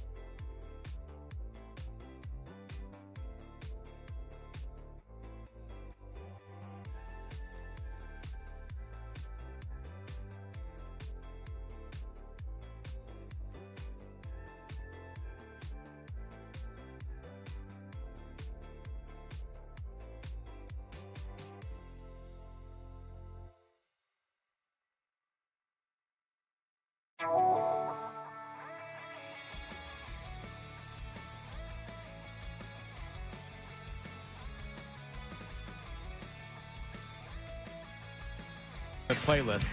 I pulled up some of the songs yesterday, and it was I did play "Pump It Up." I think it's "Can't Stop" by Red Hot Chili Peppers. It's tough. It's tough. Not exactly what I would play to get out of a losing streak. But yeah, no, I mean it's just two kids in love, man. They are. You know, like at this point, I mean, they've got families. I feel bad even saying it, but like. But you can't choose when you fall in love with somebody. As bad as it is that you're cheating on your spouse. I mean, and yeah, now everyone's they're just in love. Debating the merits of your children. Yeah. Yeah, because it's a really good idea to be asking your who you're having an affair with in a TV interview about his wife. Right. Yeah. Well, I guess the idea of the affair is that no one finds out. Yeah, but don't you stay away from the wife? Don't you not ask any wife questions? Was she doing that to like tweak them or like turn them on or something? I don't want to know. I don't want to get into their psyches. Yeah, it's very odd. It's incredibly odd. The whole thing is odd. The name of the kid, all of it. All of it. Oh, and there was more. I saw something else where it's like it was 40 weeks after this picture was taken that the second child was born. Oh, yeah. It's not good. Any way you slice it, not a question. No, it's not good. And, oh, my God. Yeah. Anyway, so was this last night? I think it was the night before. Was it the night before? I'm trying to think of when the video came out. Finally leaked yesterday. Okay, so they're having a Patriots season ticket event. And so, like, these are diehard Patriots fans, and these are season ticket holders. So if people don't know a lot about the Patriots fan base, these are a lot of people were raised with all the rings and the success and everything else. So when you look at social media, and it's like, I already know based on that response that you're a Patriots fan, and then you go to their profile. Oh, there's a Patriot helmet as their avatar. Oh, yeah. Right? Like Lombardi trophy with Brady in the background. Yeah. Right. And not that Eagles fans are kind of the same way with the A.J. Brown stuff. Oh, we're nuts. Yeah, it's weird. They're our cousins. It's different than the Patriots. So he got a standing ovation. So here's how it sounded a couple nights ago.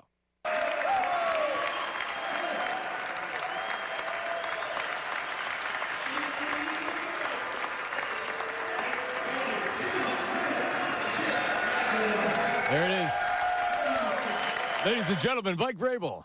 I think it's Scott Zolak that's doing the intros because he was up there. And Zoe's on our sister station up in Boston does Middays. And he does he's the analyst on the radio game. Yep. And he had said, I'm not talking about this because I want to keep my job.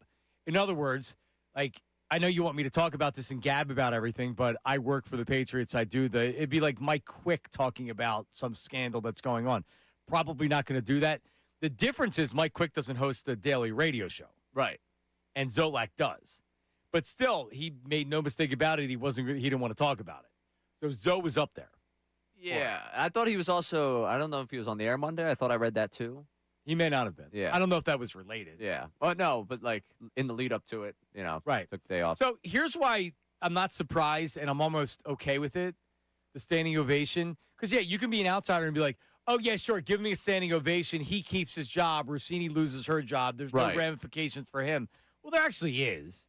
His life has been, although he's kept his job and he probably will, I mean, I'd say his life is, pretty rough right now, considering he's now the biggest story in the country. Rossini's life is also rough, and I don't know if there's a world in which he's going to walk into a room and get a standing ovation. No, for sure. But, I mean, why would anybody give her a standing ovation? These are Patriots fans that are now looking at him as, well, he just took our team to the Super Bowl. And you know what? A lot of them may think that the story's BS and it should be personal or whatever, which is probably a part of it. But, like, they're showing support to their coach.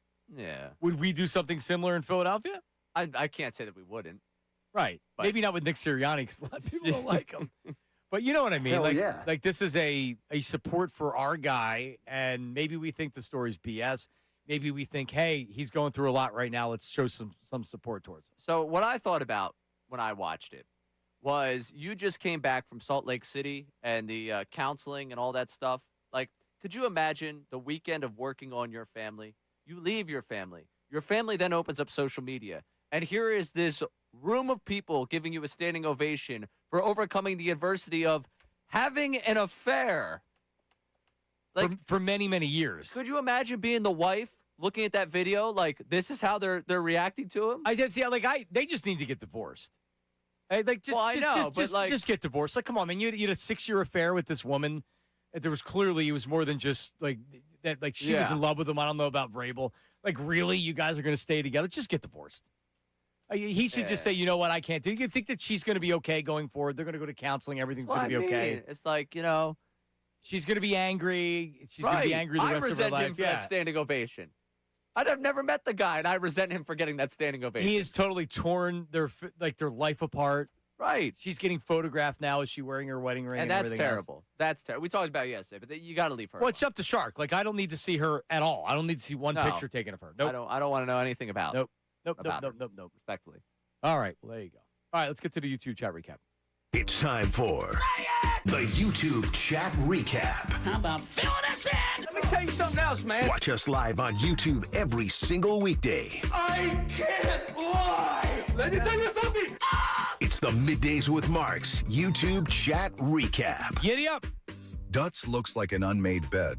MBD from the chat. They don't call him Hair Jordan for nothing. Another reason to watch the YouTube. Dutz is a young man. He's handsome, and he has hair that he Does whatever it wants. Yeah. He's 5'5", 5'7" with the hair. Yeah, for sure. Now, I know you put what kind of styling gel did you put in? I don't know. You Just styling cream. I don't know what it's called. I have no idea. But is it like a moderate hold? Is it a loose? You know what I mean? How they Loose, I different- think. So it's loose. Yeah. Now, did you blow dry it? Yeah. I mean, you got it with let me that be much clear. hair. Not to spike it up, but when it's wet, because I got to leave early in the morning. So I gotta Otherwise, be it quick. goes flat, Yeah, and then it would just be in your face. exactly. Because Legit- it goes down to like the middle, like here, if it's flat. Okay. He produces the show standing up, and if you go watch on YouTube, you get all the Dutsy. The problem is the hair's so tall it goes beyond the screen. He's not called Hair Jordan for a reason. All right, what's next? Participation trophies is what Ray gives out after a spectacular evening at his place. If Bayless from the chat. That's true, Ray? That's you give true. a Derek Jeter gift bag? I do. Yeah. No, it's a 97.5 The Fanatic sticker for your And a- laptop. And a boxy cotton T-shirt? Yeah. That's oversized? Says play the song on it. Just for the participation trophy thing real fast. When I grew up, I don't know if they still, I guess they don't do this because my kids don't get a trophy. We used to all get a trophy. Not if you won, you got a team trophy. Right. So when people talk about a participation trophy, everybody that played baseball or soccer got a trophy. I have all these at home. You didn't win and get a trophy. Everybody got a team trophy. So that was in theory, or that was in actuality, a participation trophy. I wasn't like, yeah, I got a participation trophy. It's just what you got. Right. I don't think anyone. As with me, I got those as well. When So I you was got young. them as well. Right. And it wasn't like, yeah, I got a trophy. A lot of times it was like, man, all right, I got a trophy. Yeah, you didn't care. Like, Just got a trophy. Just put it on the mantle, I guess. Yeah, there was no like, yay, I got a participation trophy. No, you accomplished something. Yeah, I'm a bit of, like, I don't want to say wild now, but like in terms of like being a bit of a psycho, I was a psycho when I lost when I was younger. I didn't handle losing very well. The participation trophy wasn't like oh, look at what they gave you. It was like, man, we're probably gonna have a talk in the car about how you gotta take losing better. It didn't. Right, you're a poor loser. It didn't. It wasn't called a participation trophy. It was a trophy that you had. Right. It was, I didn't know. No one was like, yay! But our society's We falling lost. apart because of the trophies that were given out. Right. People are such idiots. Yeah. All right. What's next? Dutz looks like his skateboard just got stolen. Yes. Andy from the chat. You do look like a skater. Are you a skater? No. Have you ever ridden a skateboard? When I was young, maybe like 4 or 5. But not you were never at one point a skater. No. Biker, like a BMXer? No. Gamer? Mm-mm. Really? None of the above. You just love baseball. Yep. Yeah. Just love sports, man. That's why I'm here. I could so see him at a skate park in Jersey. It's legal there, like that. Like, Me just too. like, yeah, dude. The hair says skater. Yeah, But nothing Hair else. says skater and maybe a little bit of devil's lettuce. A smoker, a toker. Yeah, a little bit. All right, a little what- wake and bake action. What's next? The Flyers treated the Penguins like a Ray Dunn Tinder date, sent them home wanting more. MBD from the chat. Man. Now. Yeah. I'm not saying anything. All right, Get what's myself next? in trouble. Dutz saying there's no chance the Sixers come out flat is really funny. Bill from the YouTube chat. I'm in. Yeah, there's a chance. There's a chance. There's a chance. I like to believe there's not. You would think that there's not based on the severity of the game, right? But we've seen it too many times. So I'm telling you, what I can't trust is I can't trust what Embiid's going to look like tonight. I can't. I've seen it too many times. All right, any more? Is that it? All right, prediction. Give me a final score. Sixers 117, Celtics 125. So they don't cover. No. That's Sixers 120, Celtics 118. 111.94. Sixers are out. Yeah, you're optimistic over there, aren't you? Yeah. Coming up next, they got a big show. Danny Briere, Charles Barkley, Boucher, and more.